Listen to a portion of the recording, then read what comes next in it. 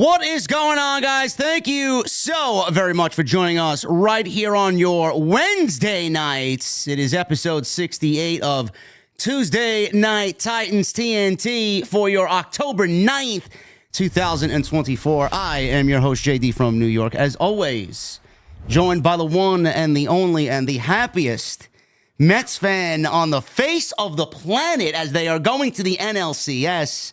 The Solomonster, Jason. Oh, my goodness, man.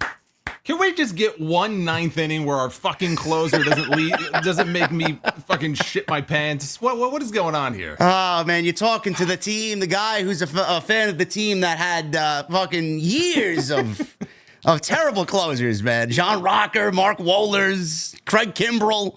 Oh, man. I'm not going to have any sympathy for you as a Braves fan. If you're trying to get sympathy out of me, it's not going to work. No, listen. Don't get me started, bro. Listen, I'm trying to congratulate you and sharing your happiness here. This is good for New York. I really didn't expect it, but I have to say, fuck the Phillies. I'm just glad it's over, man. Good. Now they get a taste of their own medicine for what they did to me last year. I'm just happy that Grimace triumphed over the Fanatic. The Fanatic, my only goal here, my only hope coming into this was that we could put the Fanatic in the dirt. And now that we've done that, I'm very happy with myself. And now Grimace, we can move on now to, now the question is, Padres or Dodgers? No, you want the Dodgers. I was gonna say I'm leaning towards the Dodgers. Yes. Now you play the Padres. It's gonna be tough. Actually, they're my pick to win the World Series, but. Can you answer me this question, man? What is with fucking Grimace? Where did this come from, and why is this a thing?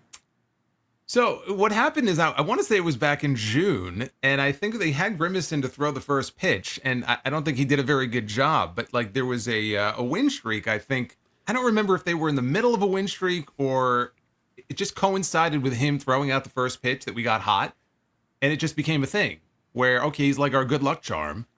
Mr. Met's probably in the corner crying his fucking eyes out, probably plotting Grimace's death because no one's talking about him anymore. Everyone's talking about this purple. See, I didn't even know what Grimace was, and I had people tell me that he's a taste bud. Is that the case? Is he supposed to be a taste bud? You got me beat on that one, man. I have no idea. So this is an actual fan dressed as Grimace going to the games. Is this a fan or is this like a mascot? Fan. I mean, you look out into the stands, every fucking person's dressed as Grimace. The 7 train going home from imagine sitting in the subway, you're going home, and all you look around, you see purple fucking Grimaces everywhere sitting around. Yeah, no, I think it's somebody on behalf of McDonald's, I think, because it's their IP, it's their, whatever. I mean, I guess you would say it's their intellectual property. So there's some kind of tie in there where I guess McDonald's was always a sponsor, but obviously now it's just kind of blown up into this whole thing. So yeah, I mean, look, if that's what it takes to take us all the way. I haven't eaten at McDonald's. Dude, I couldn't even tell you the last time I ate anything at McDonald's. Nah. But if that's what it takes, then fine. I'll be the biggest Grimace fan in the world. That's crazy, man. There's a potential for a Mets and Yankees World Series. Yes. Not Zay in the chat. I don't know. I don't know if we're going to get that. It didn't work out too well for us last time, but you know what? I'd like to have another shot at it. Hey, listen. I think that'd be great. I mean, maybe everybody else in the country probably wouldn't care, but I'd love to have another go. I know we're going to talk pro wrestling, but being that we're on the topic of this baseball, the last year, man, it stings because the Braves had 100 wins. They had that 7-day layoff, and the Phillies were going into the playoffs last year hot. Now the roles were reversed this year. The Phillies had 7 days off, and the Mets are coming into the playoffs hot. Do you think that this wild card format, the way that it is right now, with the layoff that the Phillies had this year and the layoff the Braves had last year, is that detrimental to a team's success in the playoffs? Because clearly, back-to-back years, it happened to two of the best teams in the National League. Is that a problem? I mean, I think it might be.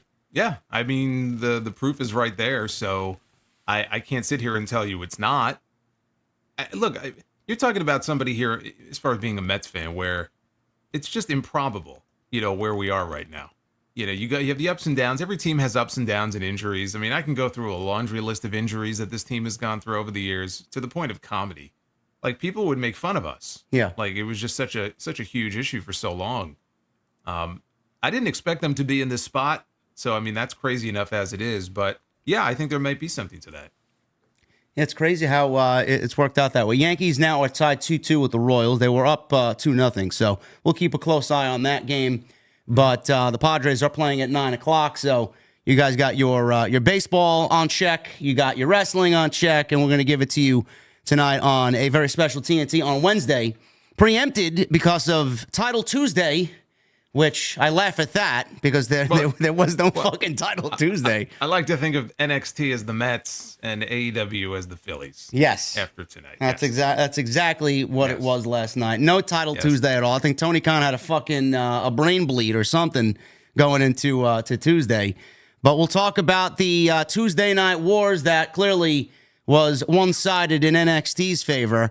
And we will talk Bad Blood. We will talk Monday Night Raw. We will talk everything that you guys want to know about WWE related. It was a very, very busy week, and you guys have not had us on your schedule. So we got a lot to talk about for sure. Before we get into anything, two things I want to mention before we mention the Mets and the Phillies and what happened there. Thoughts and prayers, Jason and myself, thoughts and prayers to everybody right now who's bracing Hurricane Milton.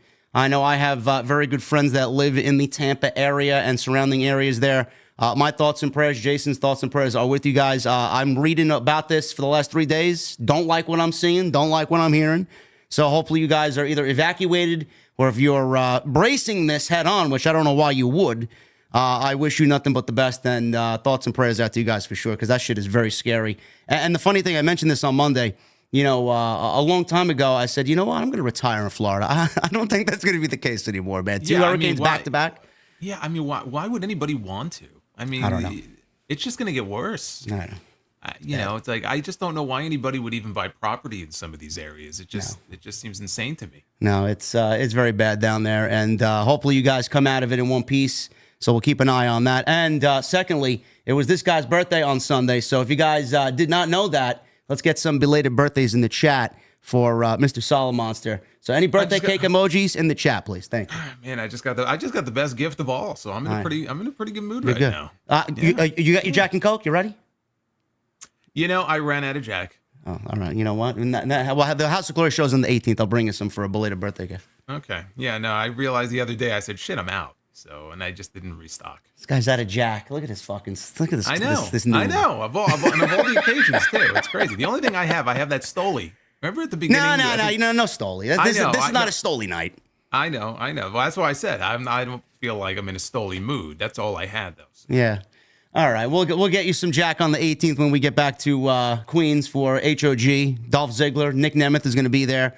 So we'll celebrate a little bit late when we get to the NYC Arena. But quickly, guys, make sure you check the description. Everything you need, socials, YouTube. Follow Jason and I on social media and on YouTube. Everything you guys need is linked down below. Super chats are open. I love the energy already. We already got a very, very generous donation from Mr. Paul David with a $50 bomb. Thank you very much, brother. We will read through all the super chats at the end of the show. So any questions, comments, and concerns, any opinions you guys have about this week, we would love to hear them. And please hit that thumbs up. Let's try for 1,000 likes today as we return to TNT on a Wednesday. Next week, we will be back at our regularly scheduled time and day, just to give you guys an update on that. Jason, I'll let you lead us off as usual. What do you want to talk about? Let's talk about Bad Blood. Okay. WWE had a big PLE, or at least it was promoted as a big PLE, and it was really built around, well, 2 matches, but let's be honest. I mean, it was Hell in a Cell. It was all about the anniversary. That's why they did it. It was 27 years to the day of the very first Hell in a Cell at the very first Bad Blood. And I said this in my review. The week of the show, CM Punk was doing an interview, and he said that his goal with this match was to bring Hell in a Cell back to what it used to be. Basically, restore it to its former glory. And I said it as soon as the match was over. I said, mission accomplished. Because those 2 guys went out there, and they killed it. And they had exactly what a Hell in a Cell match should be. It was brutal, it was bloody, and it was the blow-off. Triple B. To a feud that has been dragged out now for the entire year. You want to blow off a feud? That's the way you do it. And I just thought that was an excellent match. It was odd that it went on first, but we found out at the end of the show why that was. Yes, Mr. Dwayne Johnson rears his ugly head once again, and everything revolves around him. I'm sure we'll talk about that. We will definitely talk about that. We got news on The Rock and Cody and Roman and where all that could be potentially leading to WrestleMania. But I agree with you. The Hell in a Cell match was exactly what it needed to be. I am very proud of both of those guys. I think CM Punk shut up a lot of critics, even though still with eagle eyes. And it seems like everybody just keeps a very close and mindful eye on CM Punk when he gets into the ring. I know a lot of people feel like he's one move away from a career-ending injury or being out for another 9 months. But I think he shut up a lot of critics on Saturday night last week, and I thought that match was tremendous. Some people, they were claiming it was the greatest Hell in a Cell match of all time. It's not the greatest Hell in a Cell match of all time. No. It was a beautiful rebirth of something that Vince McMahon killed during his administration. And I said it on social media Saturday, Jason, when the match was over. This was definitely more of a statement match than anything, because I know not only Punk wanted to bring it back to the way that it needed to be, but Triple H was looking to bring it back to where it needed to be as well, because he was in the trenches. He knows exactly what Vince did to ruin the gimmick and kill the gimmick. That was the first time we've seen that amount of blood. I can't remember the last time we saw that amount of blood in a WWE match. And honestly, I felt like it was Triple H's way of telling everybody, story, this is the way we're going to tell stories, and this is what we're going to do. This is the way that we are going to do things from now on. We're not going to be following the same blueprint that Vince did. The amount of blood in that match was a beautiful thing to see, because everybody cried that we need a match like that to have blood. They gave it to us and went above and beyond. So you can see how effective the blood aspect came into play and how impactful it was during that entire match. Yeah, and it's impactful when it's not abused. So, I mean, if WWE was doing stuff like that every month or, every other month, it wouldn't have the same effect. When I saw that blood pouring out of McIntyre's head, it was jarring, because it's just not the sort of thing you see it everywhere else. You see it even on independent shows. I mean, it's commonplace.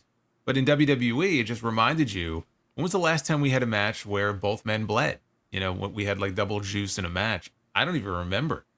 You get incidental blood. People get bloodied up all the time, but this was different because the situation called for it. And I don't have an issue with them doing that when the situation calls for it. Now, Drew McIntyre taking a shot to the top of the head with a metal toolbox and having a gash that goes down half his skull. He needed 16 staples to staple it shut. That was pretty stupid if that was done intentionally. It's kind of weird to think that cutting yourself open intentionally is the safer way, to go about doing it. But really it is. So I don't know, whether or not that was intended or not. Probably was. But yeah, no, I mean, it added to the story, like you said. These two men had to do it because they came into the match and they promised to make the other bleed. They said that on TV. So how are you going to have a Hell in a Cell match and not deliver on something that you promised coming into it? So yeah, it really checked all the boxes that it needed to check. CM Punk wins, which I don't think either one of us were surprised by that outcome. Now the question turns to, what does Punk do next? What does McIntyre do next? I think you and I are on the same wavelength as far as McIntyre goes, where I think he would be better off on the other show, especially at a time where SmackDown could use some freaking heels right now on the top of the card. So he wasn't on the show on Monday. I don't believe he'll be on the show next week because it's taped. I don't think he was at the building at all on Monday night. Punk, there's been a lot of talk about Punk possibly wrestling Gunther at Survivor Series for the World Heavyweight Championship. We had a little tease of something, again, being reignited with him and Seth Rollins. To me, that's WrestleMania. That's not something that I see them jumping into in the next couple of months. Punk is probably not going to be seen anyway for the next month because we have Crown Jewel coming up, and it just so happens that Punk seems like he's going to be taking a little vacation and he's not going to be going over to Saudi Arabia. So in the interim, I don't think that we're going to see him doing much of anything. But yeah, I agree with you. I mean, kudos to both men. They both showed up. They had a great performance. And look, I didn't envy Bayley and Nia going out there after those two and having to follow that match. No, we'll get into Nia and I mean, I have said a whole hell of a lot about Nia and Bayley in the days following Bad Blood. Getting back to the Punk thing, though, I agree with you. I know a lot of people want to see Gunther and Punk potentially at Survivor Series. I don't really know what good that match would do and why you would want to beat Punk before he moves on to anything else. I could see it as a WrestleMania match, but what do you see Punk doing at Survivor Series? We all know who's going to be there. Are we looking potentially at a CM Punk versus Seth Rollins traditional Survivor Series match? Are we looking at Punk versus Rollins at Survivor Series? What do you see CM Punk doing at Survivor Series this year? I don't think it's Punk and Rollins. Like I said, I see that as the WrestleMania match, so I don't know why you would go to that at Survivor Series. It's possible they just use Punk in a completely different program altogether, where he's not, obviously he's done with McIntyre, he has to be, but he's not going to work with Rollins either. Maybe it's just somebody that we're not thinking of. So I would say let's look at the Monday Night Raw roster and think, who could we see? Because this is kind of what's going on right now with Rollins and Bronson Reed, right? I see Rollins working with Reed as sort of the buffer before we get into the whole Rollins and Punk thing in the new year, as we get closer to the Royal Rumble. Who would that person be on Raw that Punk could work with, if not Gunther? In the meantime, where we could get kind of an interesting program, at least one match, maybe two out of it, before we get into Royal Rumble season. Is there anybody on the Raw roster that jumps out at you that you would like to see Punk in the ring with as sort of like an interim program? Not really. Not anybody that's jumping off the page, but we did see Ethan Page on Monday night. And Ethan Page believes that CM Punk cost him the match last Tuesday against Trick Williams because he was the special guest referee. So I'm not over the moon about that either, but I said it on Monday. If that's the plan, that is the perfect buffer, like Bronson Reed and Braun Strowman was before we get to Reed and Rollins. I mean, I don't know how interested. I don't know. That's what I'm asking. I'm not interested. I'm only saying that because you're talking about Monday Night Raw now. We're not talking about NXT. So Ethan Page being on the show on Monday, to me, I just saw that as being more okay. They're still actively promoting NXT and the move to CWs. They had a big show the next night, so that's why he was there. And then he had his segment with Sexy Red last night. It never really occurred to me that would be under serious consideration for like a Raw program because, a lot of the fans on Raw, they probably don't even know who Ethan Page is. So for him to be working with Punk, is that really worthy of CM Punk and something for Punk to do? If you're asking me personally, no, I'm not interested in that whatsoever. But I mean, they're going to need something for him to do. We don't know how true the rumors are of SmackDown moving to 3 hours. Maybe they want to load up, the rosters again before we get to that and potentially go 3 hours SmackDown and 3 hours Raw. I don't know what the whole picture is going to look like before we get to January. So maybe they may do that. I know you and I discussed this on this show and on our own channels that Drew McIntyre moving over to SmackDown might be the best play. Maybe we trade him for AJ Styles and AJ comes to Raw. I don't know. There's nobody that's jumping off the page to me as a CM Punk opponent for Survivor Series. Can't really think of anything. Yeah, I don't know. I mean, you've got the Judgment Day, but who's in? I mean, you want to do something with Punk and Dom? I mean, they worked a house show program at the beginning of the year. Finn Balor. I kind of joked. Now he's back to being Pin Balor. Even Balor would feel like that's what he is. It's Pin Balor. I mean, my God, when was the last time this guy won a meaningful match? He's got a tag team title around his waist. When was the last time they even defended the titles? I mean, it's a joke. So even something like Punk and Balor, which you would think that would have some marquee value, it really doesn't. But yeah, maybe the Judgment Day picks a fight with him. I suppose that's maybe a possibility. We got a couple of weeks. Punk ain't going to Saudi. I mean, I got a better chance of getting a date with Liv Morgan than CM Punk wrestling in Saudi Arabia. So that's not happening. Liver Morgan. Yeah, I mean, all the Met fans are going to be Liver Morgan tonight after the win over the Phillies. But yeah, we got a couple of weeks to figure that out. Crown Jewel, we will definitely get into that discussion as well because they made a major announcement there at Bad Blood. So yeah, we go on from the Hell in a Cell into Nia and Bayley, which to me wasn't completely offensive, but it wasn't good either. I don't know what you would call that.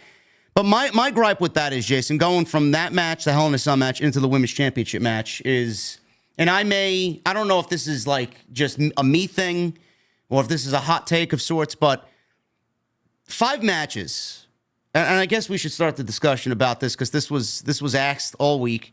5 matches on a PLE, To me, it's fine. I don't mind the 5 matches. At the end of the day, I mean, you and I lived through the glory days of NXT at 5 matches with TakeOver. I mean, it works. We know it works, and all the show needs to be is good. The stories need to be good, and the show needs to be good. The matches need to be, matches that fit the bill for those 5-match PLEs, pay-per-views. But going to 2 women's matches in this case, and I pinpoint the 2 women's matches not for any other reason but quality. Rhea and Liv deserve to be on the show because that's the biggest women's storyline in the entire company. But then you go to Nia and Bayley, and outside of The Rock being there and Nia being family, I don't really see them needing to put that match on the show, which led to a whole social media discussion and discourse on Twitter about why this show kind of felt flat before we got to the main event. To me, Nia and Bayley didn't need to be on that show. I would have absolutely saved that for SmackDown, and I would have put 1 of 3 matches on this show, if not at least 2 of the 3 that I'm about to mention. Gunther versus Sammy. I don't know why you don't put those 2 guys on the PLE instead of Nia and Bayley. Or even Pete Dunne and Sheamus. That fit the bill for Bad Blood. They could have did a Donnybrook match at the show and saved whatever they needed to for Monday night. Do you feel like Nia and Bayley belonged on this show? And what would you have changed as far as making the show better overall? No, I mean, look, it was clearly the weakest thing on the card coming into the show. The entire reason that match was on the show, though, had to do with Tiffany Stratton. Yes. Because they're playing out the whole Money in the Bank tease. They're doing it every week. And that's really what they wanted you to think. They wanted, and they booked an angle on SmackDown the night before. They were teasing it there, too. They wanted you to think that she was going to cash in her Money in the Bank. So, to me, it was like the match itself was overshadowed just by the tease of the cash-in. That's really what people were waiting for. That's what I was waiting for. If it were up to me, I would have had her cash in on Saturday. Me too. Yeah. So I think it was less about the match itself and more about Tiffany and what is she going to do. And they saw that as being, worthy of being on the PLE. Look, Gunther and Sami Zayn, the reason that they want to make sure they save some of these matches for TV is because they have so many hours of television to book and they want to save some matches for TV, which I get.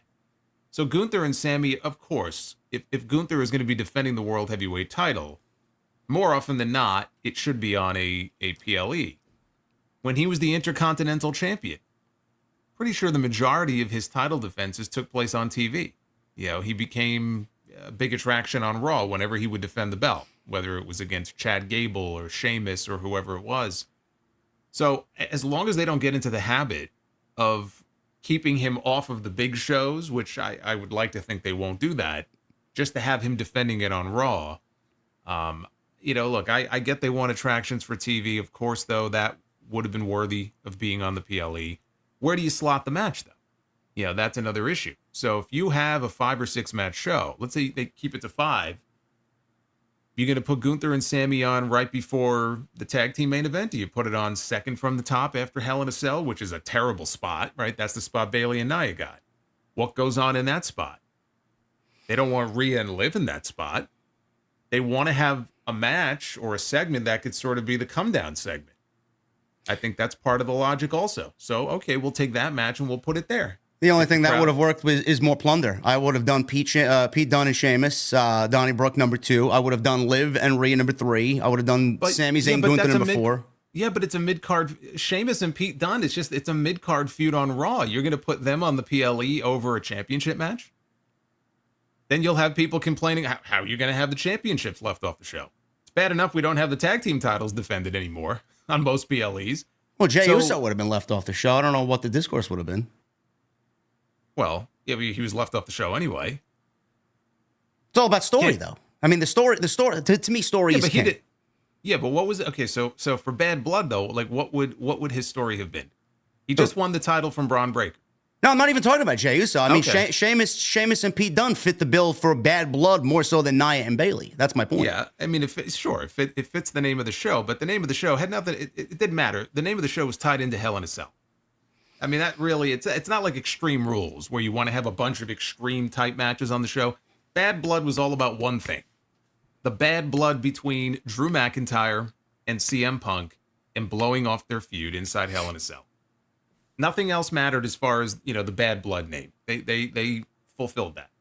Sheamus and Pete Dunne, look, they had, as Sheamus likes to say, they had a banger of a match on Monday night. Sheamus has not missed since he came back. Every match he has on TV is very good. So you knew going in it was going to be a fun match. I actually have fun with the Donnybrook matches. I think there have been like 3 of them so far. And they're usually a lot of fun. But it's a mid-card feud. Nia Jax is the WWE Women's Champion. And you already have the women's world title defended on the show. So I can understand their logic saying, okay, we're not going to leave off the Women's Championship on SmackDown to put a mid-card Raw feud to give that, those two guys a segment on the show. I mean, look at what we had. We had Hell in a Cell was a Raw match. Rhea and Liv was a Raw match. Balor and Priest was a Raw match. See where I'm going with this? Yeah. You have to try to even it out. You needed that SmackDown match on the show. Otherwise, you're going to have 1 or 2 SmackDown matches, and the majority of the card is going to be Raw. And then it's all lopsided. So I think they're trying to make it as even as they possibly can. All of those things play into the decision making, which I understand.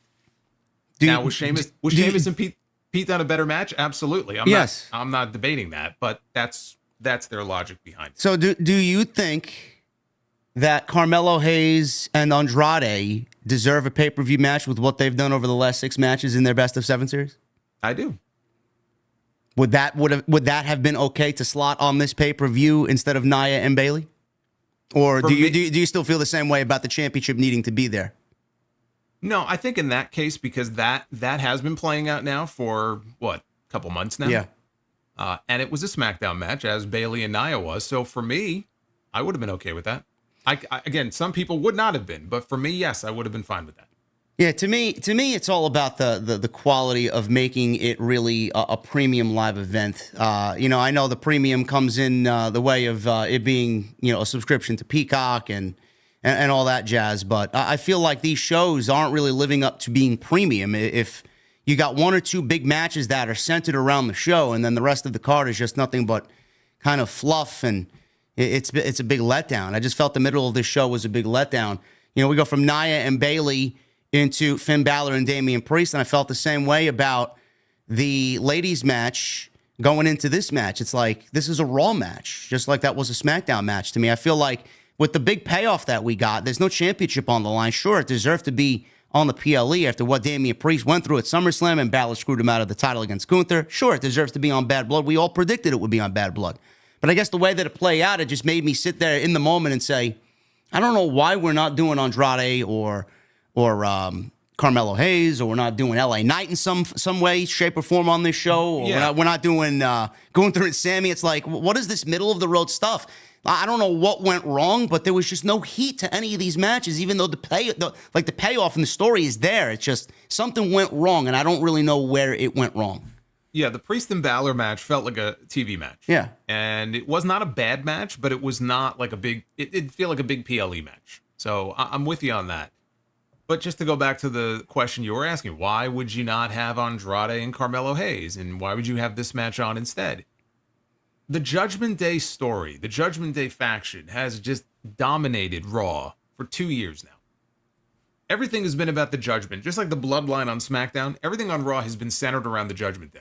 They have gotten far more attention than Andrade has or Carmelo Hayes. So while I love their matches, if you have the option of doing Damian Priest and Finn Balor or Andrade and Carmelo Hayes, which is the more important of the 2 matches? Clearly the Judgment Day. There you go.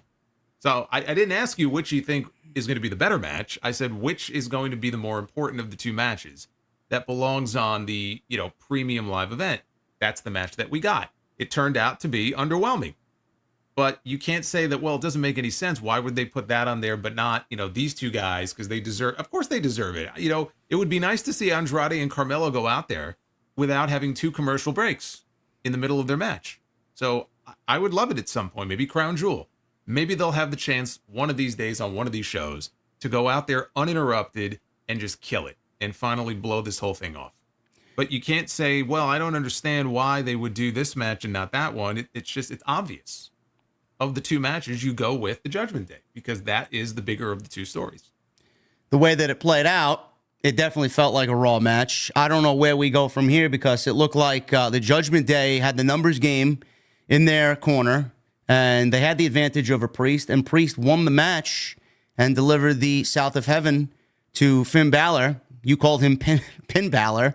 Pin Balor. And he took care of all the Judgment Day. There was outside interference, and he won 1, 2, 3. Does that theoretically now end their feud? Where do we go from here? Because after what we got on Saturday, I don't really care to see any more of it. Why wouldn't it? I mean, the babyface went over. Not only did the babyface go over, it was like a handicap match. He beat all the members of the Judgment Day who came out there, right? Carlito came out there, and JD McDonough came out there. He was fighting for his life out there, and he won clean in the middle of the ring. So I was a little stunned, and I thought the same thing that you just did. I said, well, that's it. Like, I don't need to see this again. Why do they need to prolong this? Where they go from here, I don't know. I know Rhea is still feuding with Liv. We'll get into that in a bit. But Damian Priest, I don't know where he fits on Monday Night Raw either. He's a single now. Does he continue feuding with Judgment Day? I don't see how it could be. But again, he wasn't on the show on Monday, and we'll figure that out as we get into Crown Jewel. But speaking of Crown Jewel, the big announcement from Triple H kind of shocked everybody. I thought it was going to be a event or city announcements where they were going to take a major event, or I even had the thought in my mind they were going to announce new mid-card women's championships, and we did not get anything even remotely close to that, but we did get a new championship, and I use championship loosely because this is a championship that will only be on the line once a year every November when WWE goes to Riyadh for Crown Jewel. Jason, they created the WWE Crown Jewel Championship. I am very upset about this, and the lawyers from House of Glory are huddling as we speak to issue the cease and desist to WWE. How dare they create a Crown Jewel champion? Do you realize we've had a Crown Jewel championship since 2015? Yes, I'm very, very aware. This one, our championship doesn't have 50 carats worth of diamonds in it, though. It doesn't, but I do think our title looks better. I'm just saying. Maybe I'm partial, but I think our title actually looks better. But yes, it does not have 50 carats in it. Yeah, our title definitely looks better. This one was quite large, very, very gaudy. I'm sure WWE did not pay for what this thing cost. So this championship is bringing back the quote-unquote brand warfare or Raw vs. SmackDown theme, because one for the men, one for the women. We're going to get right now the way that it's shaped up, and I don't really think it's going to change. Cody Rhodes, the WWE champion, will wrestle Gunther, the World Heavyweight champion, at Crown Jewel in 3 weeks. Now, the same applies for the ladies. It's going to be Liv Morgan, the WWE Women's World Champion, against Nia Jax, the WWE Women's Champion, for the Women's Crown Jewel Championship. What was your first thought on this, Jason? Because to me, the idea, sure, they want to go back and do Raw vs. SmackDown. I said I don't know why they just don't save one match for that if they want to do it at Survivor Series. I think that would be the perfect playground for them to kind of experiment with something like that. But the Saudi shows, I said it on my show on Saturday when I covered Bad Blood. I don't know if the current administration thinks the same way as the old administration when it comes to these Saudi shows. I honestly feel like they obviously they need to do them. But the way Triple H operates, and I'm just taking a stab in the night here, he's got Survivor Series on the mind and nothing but Survivor Series, because that's going to be one of the biggest payoffs that we get all year. And he doesn't want to book and creatively plan for 2 pay-per-views in the same month. So it's going to be like this every year. War Games is not going away. It's going to be an annual thing. So in his mind, I feel like he's just going to set this show in November in the beginning of the month as like a gimmicky show. We're going to do Raw vs. SmackDown, title versus title, or champion versus champion, rather. And we're just going to get through it. And the TV's going to suffer for a couple weeks. And then the build, we'll get some Survivor Series build in the build up. And then, when we get through Crown Jewel, the Survivor Series build is going to really kind of get amped up. But I feel like they don't give a shit about this show. And that's what the announcement came off to me as. We're just going to do a gimmicky thing, and we don't give a shit about it. You guys are going to enjoy it because there's going to be major names fighting against each other, and then we'll go on to Survivor Series. But my question is, who the fuck wins?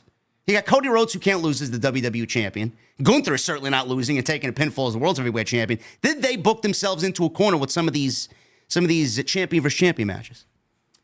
I mean, it feels that way. I would like to think that they thought this through before they came up with the idea, and they have a plan in mind. Somebody has to win. So, I mean, you say this guy can't win, this guy can't lose, this guy can't lose. Somebody's got to lose, right? They just made a belt with 50 fucking carats in it that's got to go to somebody. Of the two, and again, we're still, basically a month away, a little less than a month away from the show. It feels to me of the two. Go ahead. I know. Well, I was just going to say, like, when Cody's going to be second place again. I know. When Gunther came to but here's my other thought on that. Because I do think Gunther is the favorite. But when he came to the ring, he was all full of himself. He said, you're going to be doing exactly what you did, Triple H, in May when you presented me with the crown. You're going to present me this time with the title. And I thought in that moment, okay, he's kind of laying it on a little thick there. Maybe he's not going to win. I still feel like Gunther is the favorite to win this match. There's a lot going on around Cody right now, which, we'll talk about as far as Kevin Owens as well. I could easily see somebody getting involved. It's not going to be clean, but I could see somebody getting involved in that being the reason that Cody loses. And, it won't kill Cody. But I'm just never a fan of beating your top champion, regardless of who it is. I just don't see what is, to be gained from that. And you have one top champion on Raw and you have one top champion on SmackDown. And so neither of the important titles are on the line. Instead, you've created this effectively useless championship. And it's not like we haven't seen this before. Braun Strowman, right? He won the big green belt when he won the greatest Royal Rumble. Remember that time it was some kind of gauntlet match. It was the trophy. Yeah. And it was like AJ Styles and then The Undertaker came out and beat him, right? So, yeah, what happened to that trophy, right? I mean, we never heard about it ever again. So that's basically what this is. I don't have an issue with it as far as if they want to come up with a gimmick for the Saudi show, as long as they keep it off of Survivor Series. They have War Games. We did the whole brand warfare thing for years and years and years at Survivor Series. I was very happy when they finally did away with it because it was so played out.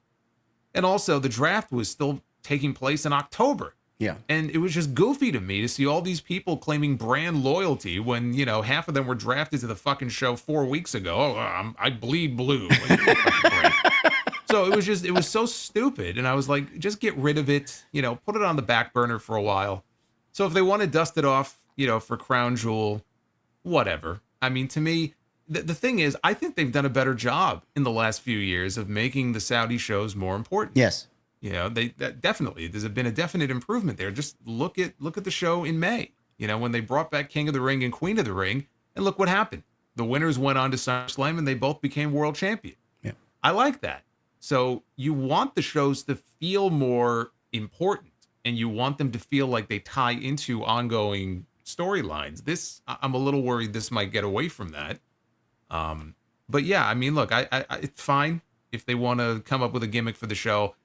It's just tough because you don't want to beat Cody and you don't want to beat Gunther, but you got to beat one of them. And right now, I would say of the two, the more likely to be beaten is probably Cody. Does Gunther get beaten because of Bill Goldberg? Could we see Bill Goldberg? Now that is the wild card here. Yes, that is a very real possibility, scary as that is. And if Gunther was going to lose, then somebody should interfere and somebody should cost him the match. Because I certainly don't want to see Cody dropping Gunther with 3 crossroads and pinning him. So if somebody's going to get involved, Bill Goldberg sure seems like he's going to be the guy. And if they wanted to do Gunther and Goldberg, my question to you is, because I look at that and I say to myself, you know what? It wouldn't be the end of the world if they made that the Saturday night's main event match. I thought the same thing. Because there's been a lot of talk about they really want that show. They're going to treat that show like a PLE. Like they want that show to be a big deal. They're back on NBC. It's the first time in many years. And they don't have any PLEs in December or January. So I think Saturday night's main event and the first Raw on Netflix are going to be 2 really big shows. If they wanted to do Gunther and Goldberg on NBC for the championship, and I mean, again, why the fuck does Goldberg need a freaking championship match? But whatever. Fine. As long as it doesn't go long and Gunther beats him and it's kind of one and done and, it's completely inoffensive. Maybe Saturday night's main event is the best place for that. I would rather Saturday Night main event because I think it's kind of synonymous with being on network television. Bill Goldberg. I mean, it's a mainstream event, so I feel like that's the proper place to do it if they do want to do it. The way you make it sound, that doesn't sound as egregious and offensive as I think a Bill Goldberg match is in 2024. I'm looking at it from a different angle here. And a lot of my peoples know that I could not bring myself to fucking care one single iota if Bill Goldberg is on TV. I don't want to see it at all. But I'm thinking in the line of Gunther. And how do we make his championship reign a little bit more prestigious? He's already taken the title from Damian Priest. He beat Randy Orton. We're already talking about him beating Cody Rhodes. He just beat Sami Zayn. Potentially he could get Punk at Survivor Series. Again, we don't really know. And then he beats Bill Goldberg. And then whatever he does going into January and going on into WrestleMania, we talked about not everybody needs to hold a championship for 300 days, 365 days, 600 days if you're Gunther in the IC title. Are they, and I ask you this because I brought this up on Saturday when I covered it, are we looking at potentially WWE maybe thinking long-term here, getting the belt off Gunther to maybe put it on someone like, for example, Braun Breaker early next year, and making his title reign mean so much more by putting in front of him all these major names and having him slay one name after another, so that they could take the championship away from him and then put it on somebody else because they don't want to repeat 700 days like he had with the UK title and 600 days with the IC title. I don't think we need a 600-day reign with Gunther as the world champion. So are you along the same line of thinking as I am with that? How are you feeling about that? Yeah, no, I don't think he needs to have a super long run. I mean, I think if he drops it at WrestleMania, that's fine. Yeah. And last week, it looked like they were maybe pivoting in a completely different direction with Braun Breaker. And they did a little tease, right, with him and Gunther and make you think, oh, okay, maybe this is going to be the WrestleMania match. And I was okay with that. The more I thought about it, I said, the fans are already kind of cheering for Braun. He's a badass. And maybe they're just going to go all the way with him and book him to go over on Gunther at WrestleMania. And they're going to crown him in Vegas at 41 next year. And I think I would be okay with that. But then, of course, we saw what they did on Monday. It was a total misdirect, or at least it seemed like a misdirect. And it looks like they're going right back to Jey Uso and Braun Breaker. And are you going to have Braun Breaker lose twice to Jey Uso? No. So if he's going to win the Intercontinental title back, he's way more likely to go into WrestleMania as the champion than be challenging for the world title. So that doesn't look like it's going to happen. But if they were going to do something like that, why not just let Gunther hold the title until WrestleMania, right? It won't even be a year. So I think you can hold off until Mania and have him drop it to somebody there, whether it's Braun or somebody else. Yeah, I mean, it's wide open, honestly. I don't... I mean, the guy, again, he's only had... this match he had on Monday, this was only his second title defense. Yeah. And there were people thinking, or even floating the idea that Sammy could beat him, Goldberg will run in on Monday. And I'm like, are you people out of your fucking mind? You're going to have Goldberg run in there and cost Gunther the championship. It's only his second title defense. He's barely had a run with the belt. I'm fine with not giving him 600 days, but come on, man. That's ridiculous. I think the narrative that started all that is because people were trying to find a spot for Sammy on the Saudi show because he's one of the bigger stars that actually goes over there and gets a huge reaction every time he's there. So how do you fit him onto the show? I think that's what people were trying to figure out. Right now, he's got no spot unless he gets involved with Cody and KO, and I don't know. Well, unless they go back to the idea of him and Jay going after the tag team titles and they wrestle the Judgment Day, and maybe they win the tag team titles. It was funny. Somebody sent me an email from my show after they made this whole Crown Jewel announcement. And it doesn't sound like this is also going to apply to the tag teams. It looks like it's just going to be the men's champions, singles champions, and the women's singles champions. But if they wanted to expand that out to the Raw and the SmackDown tag team champions, if Sammy and Jay were to beat the Judgment Day between now and then to win the titles, then theoretically they would wrestle the Bloodline at Crown Jewel. So if they were looking for a way to get Sammy and Jay, or just Jay even, into a Bloodline War Games match, that would be one way to do it. Again, I don't know if that's what they're looking to do. And I don't think any of this is going to happen, but it intrigued me because that would be one way, right? because Jey Uso's been doing his own thing, but that would be one way to kind of get them together if they were to face off against each other. Yeah, I don't know. I don't know what else you do with Sammy. I mean, they'll come up with something, but again, even still, like, that would have been foolish. I'm very happy they didn't do that on Monday, because that would have been completely ridiculous. Yeah, people are very very creative on X. Not that creative. They're booking Goldberg to jump the barricade. I think people are literally on X. They're taking X. If this is the idea that they're coming up with, they're on something.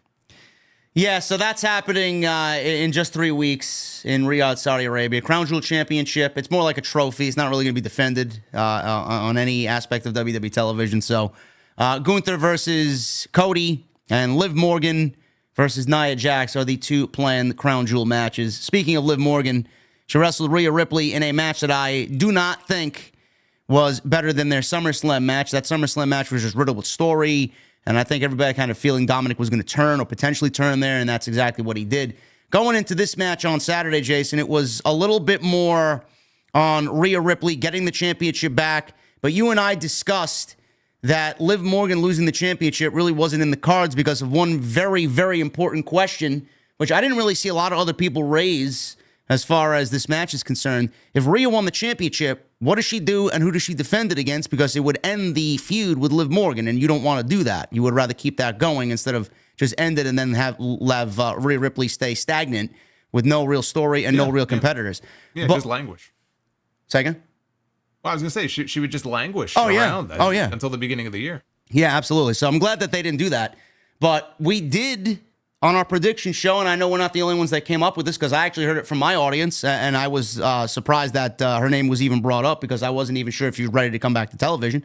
But in fact, she was. We saw Raquel Rodriguez come back, and Liv Morgan on the Go Home show specifically told Rhea Ripley, I might not be bigger or stronger than you, but I'm smarter than you. And that kind of set off the bells for Raquel Rodriguez's return on Bad Blood Saturday night.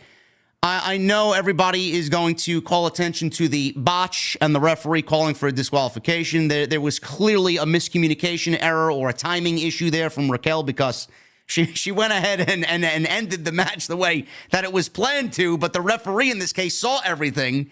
And in the original script, I'm assuming, he wasn't supposed to see her attack Rhea Ripley. So she ended up throwing Liv on top of Rhea. The bell had already rung. We called for disqualification. Liv Morgan wins and retains the championship. But I get what they were going for. How do you feel about Raquel and Rhea now being the middle woman before we get another championship match between Liv and Rhea, which I would do at Saturday night's main event? I think it makes sense. That's why we were talking about the idea in the first place. She has history with both of these women. You know, her and Liv were former tag team champions. Her and Rhea were friends, and then they were enemies in NXT, even before the main roster. So with the history that was there and her coming back, I think getting her involved in this and trying to put more heat on Liv Morgan. Because here the idea was that we would all think, oh, Dominic is neutralized, and so she's all by herself, right? She has nobody to help her. And now all of a sudden, this woman shows up, and it just puts more heat in theory on Liv Morgan. The problem is, it got no reaction. And I think the reason it got no reaction, well, there's a couple of reasons, but I legitimately think more than half the people in that building, when she showed up and attacked Rhea, had no fucking idea who this woman was. I don't think they knew who she was. That's a problem. And, well, it's a problem because even before she disappeared, she wasn't over. It wasn't like she was super over and then she, had to go away. She wasn't over to begin with. So she's a work in progress still. Now, I think that she could still work in the role, but you're going to have to really educate people about why, they should care about her, or, you want to portray her as a badass. They got some work to do because she wasn't over to begin with. Everything just felt very flat. And that's a big part of why. But I legitimately think a lot of people in that crowd just didn't even know who she was. They're like, who's that? And then the people who did know who she is didn't give a shit. And that's why you got the reaction that you got at Bad Blood, which wasn't great. So it didn't come off well. It came off like the other women's title match. It just came off very flat. But I think it's an idea that makes sense. And now it gives Rhea an obstacle to have to run through, as she said on Monday. before she gets back to Liv for that one last match. And when they have that match, again, maybe it's Saturday night's main event, maybe it's the first Raw on Netflix, and then she wins the title back, just in time for Royal Rumble season. And then she can move on to whatever her next, conquest is going to be. And you can finally put a period on the Liv Morgan feud once and for all. I have a very difficult time thinking that they will get from where we are right now to Saturday night's main event or even the Raw on Netflix, the debut show on Netflix, with this feud between Rhea and Liv. Do you think that they will do it? And are you kind of are you on fumes with this? Because I feel like we're getting a little long in the tooth right now. We're getting there, but yeah. I think extending it a month or two is fine. You can get another month or two out of it. Look, it's not getting the same level of reaction it got 3 months ago. We're closer to the end than we are the beginning of this. But I do think that you could still get another couple of months out of this. I think Survivor Series, you could do Team Rhea against Team Liv, because let's be honest, what other teams would there be for a women's War Games match? Is there any other feud that's going on right now where you could say this woman will captain this team and this woman will captain that team, if not Rhea and Liv? Oh, man, I can't wait to see Liv Morgan team with Pure Insomnia Collective, man. I can't wait. Well, I would hope they could do better than that. But I didn't say anything about the actual teams. I just said that is what I think the women's War Games match is going to be. And then that will get you to Saturday night's main event, and you can do the title match there. Yeah, I think we can leave them out. I think Liv, Raquel, and the Unholy Union would be a nice women's War Games match against Rhea and who's Rhea got? Lyra, maybe Zelina. And who else? Who else we got there? Natalia?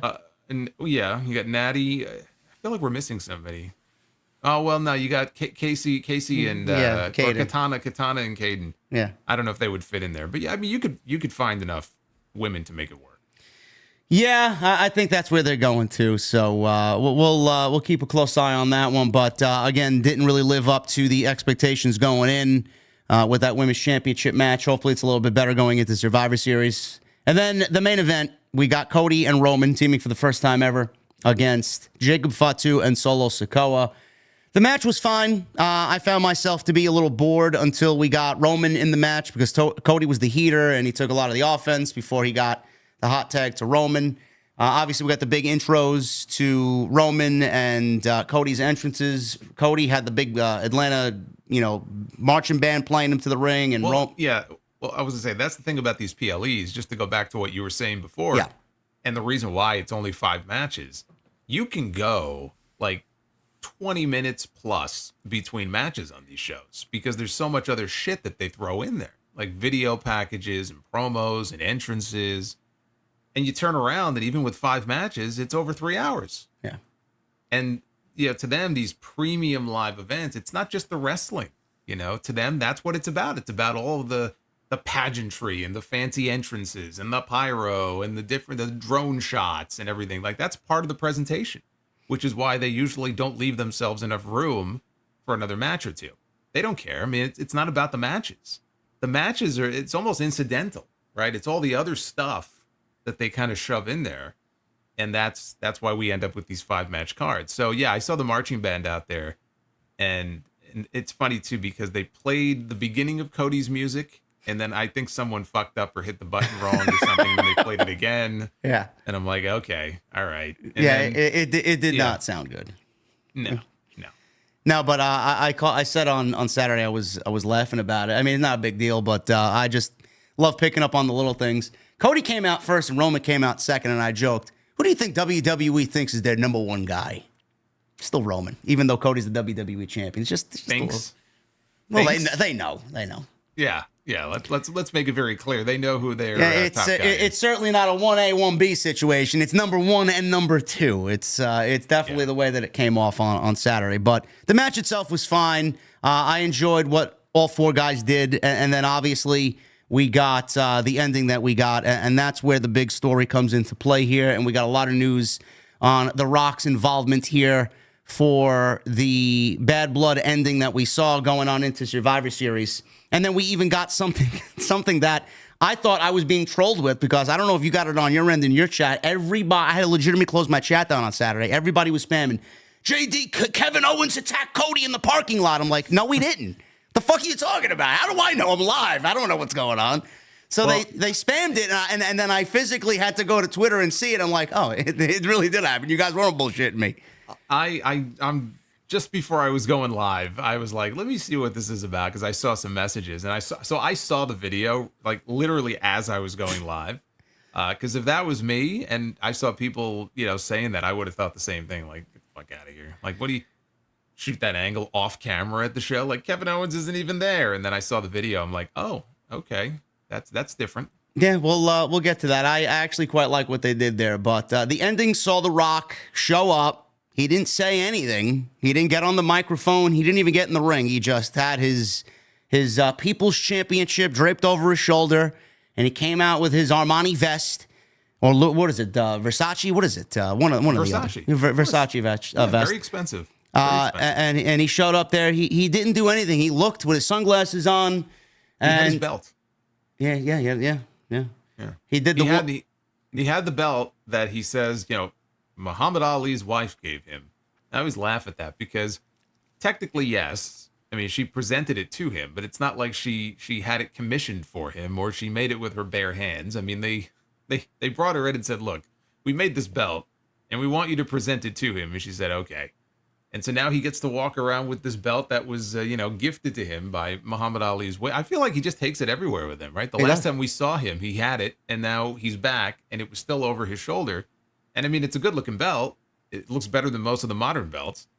But it's just funny to me how, he had to have his own championship. It's like the $1 million belt, that DiBiase used to walk around with. Well, it's a statement piece. You took my championship match away from me. I'm just going to make my own and carry it around, and it's going to look better than the one that Cody's holding. So, that's exactly why he did. Man, you kind of let me down. I thought that she had come up with the design and everything, man, and she just helped design the entire thing.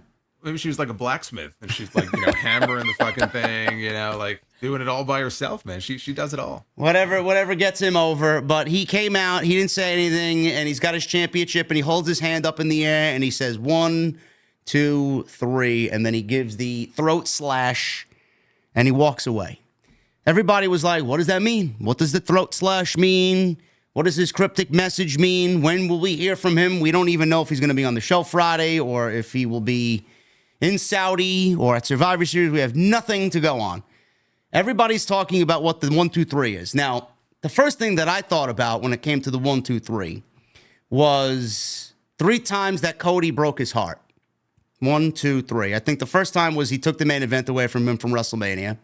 Whatever he handed him the second time that we got on the Raw after WrestleMania, he told him, don't break my heart again. And he handed him that unknown object, which I believe is the Rolex that Cody gifted him before WrestleMania. And then the third time is what we saw on Bad Blood Saturday with him teaming with Roman or Roman teaming with Cody. So he's just going to blame both guys because they're both in the same boat. That would be 3 strikes and you're out for The Rock. What did you think the 3 meant? Because I know a lot of people, and I got news on it. We'll go over it in a second. From the 3 are triple threat, WrestleMania, Rock, Roman, and Cody at WrestleMania 41 in Las Vegas. What did you make of that? My first thought, honestly, was he pinned Cody at WrestleMania.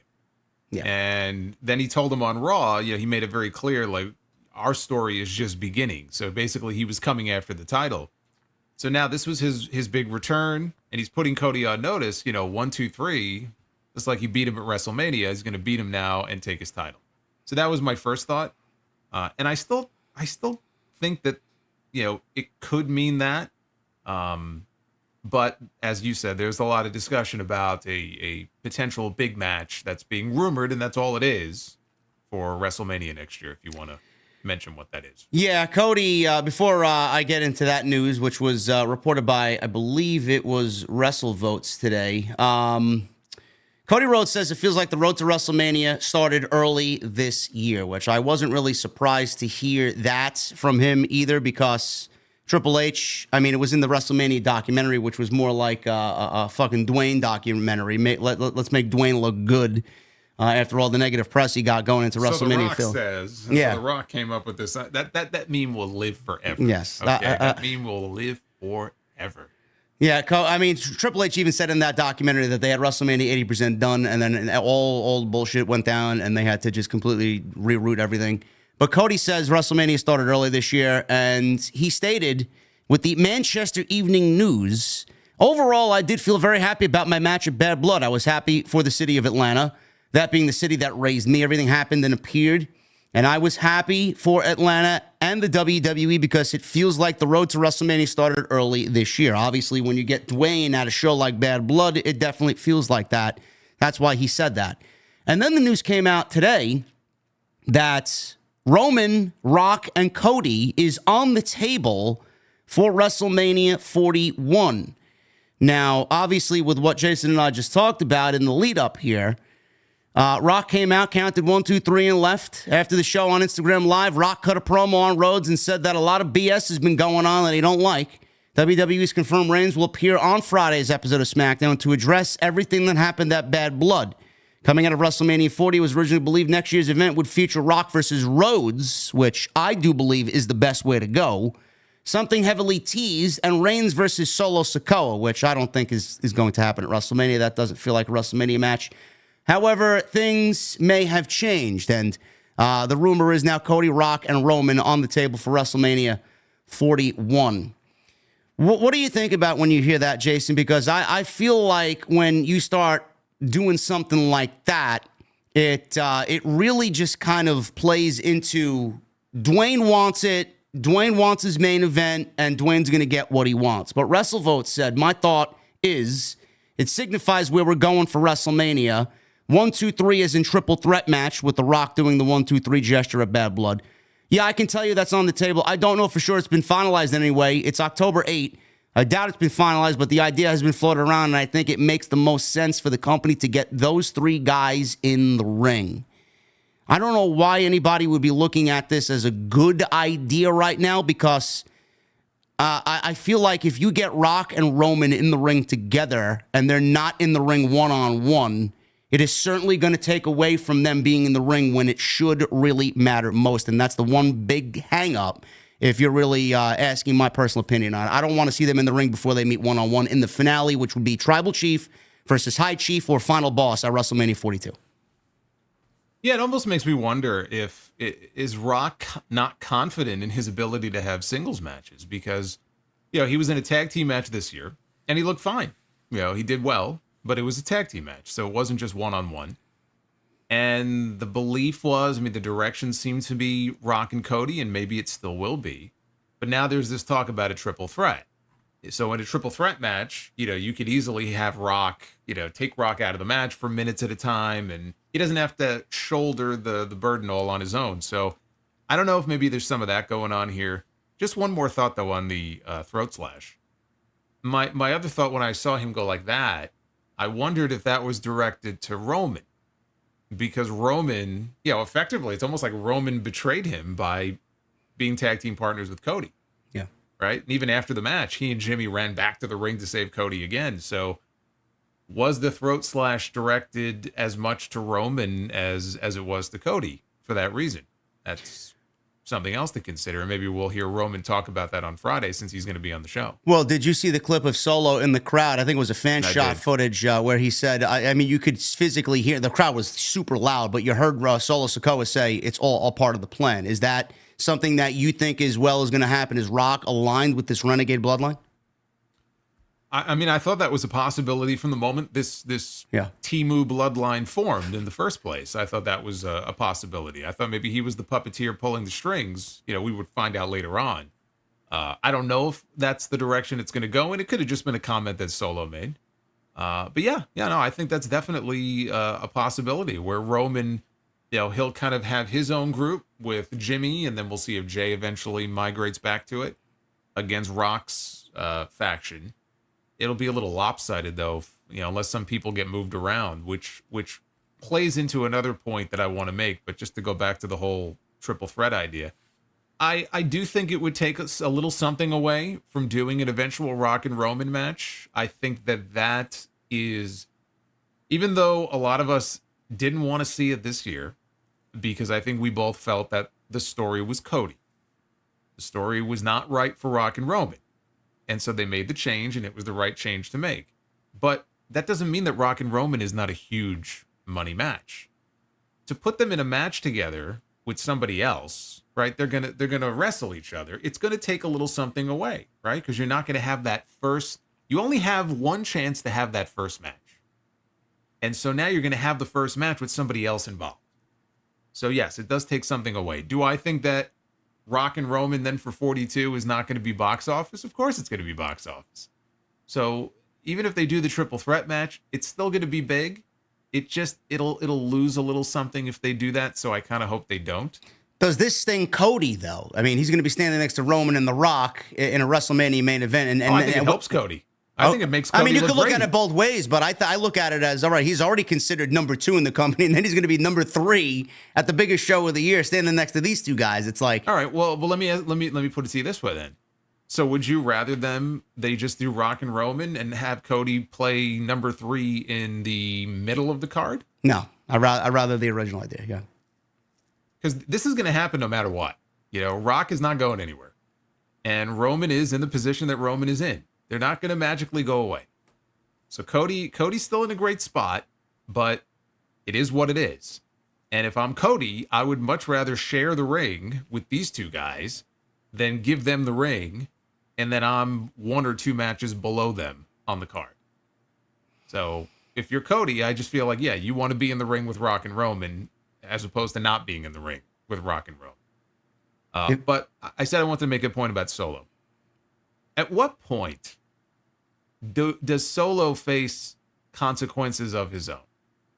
Because if you think back to when Solo took over as the tribal chief, right? What did he say? He talked about how wins and losses have consequences. Roman lost at WrestleMania. Now I'm the tribal chief, right? What has Solo done over the last couple of months other than lose? He lost at SummerSlam. He lost the cage match on SmackDown, and he took the pin at Bad Blood, so he lost again. So are we headed to a point where Solo has to face the consequences for being a loser, and maybe he gets bounced out of this new bloodline, and maybe Jacob Fatu, who I will point out to you has been way more protected than Solo Sikoa has been lately, maybe he takes over. Maybe that's how they get to it. Because Solo, he's brought shame upon the bloodline, right? He couldn't win the title, and he keeps losing. Losing has consequences. When do we see those consequences play out for Solo Sikoa? Do we get Solo getting booted from his bloodline, begging for forgiveness for what he did to Roman, joining Roman again? Then we get Hikuleo joining the Renegade bloodline led by Jacob Fatu and the Tongans.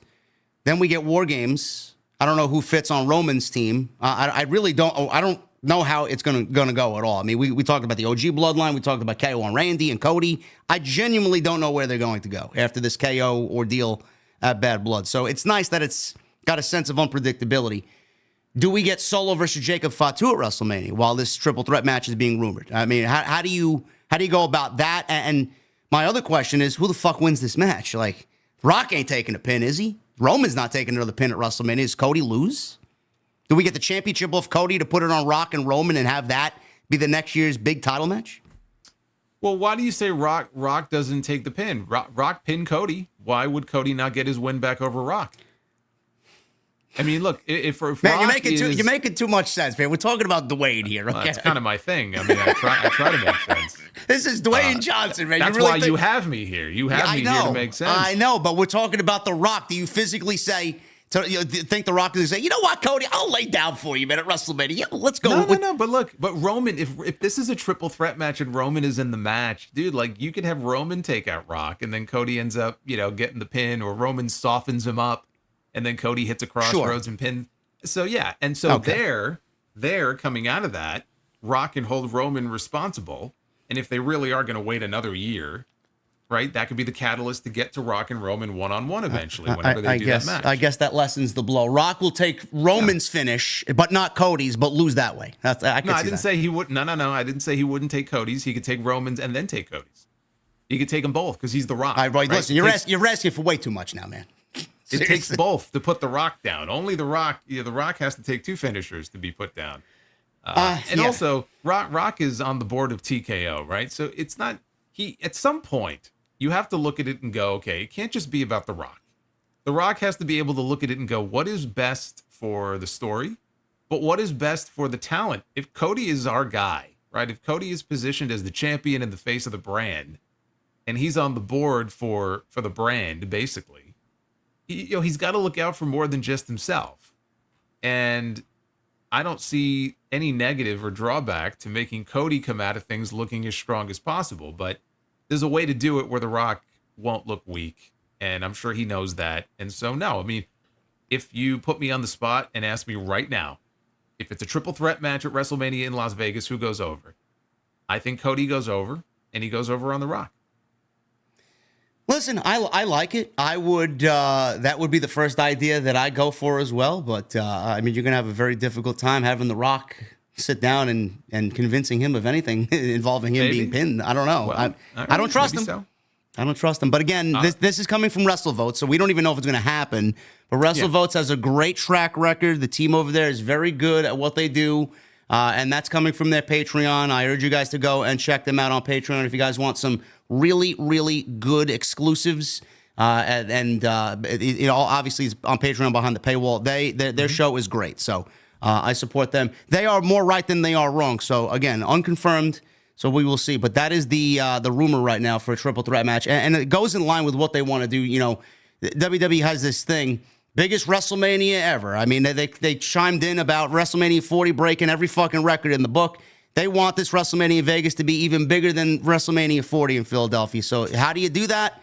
You're gonna go and book this triple threat match once in a lifetime between all three of these guys. So I'm excited for it, no matter what they do.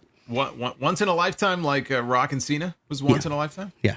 This time, hopefully Rock doesn't fucking tear a groin. So we'll see what happens. But I do wonder if what you said is correct, if he's got a little hesitancy on working a one-on-one match, which I don't really understand why he would. I mean, I thought he looked phenomenal in that match. It went 45 fucking minutes. They took their sweet-ass time doing what they needed to do to tell the story.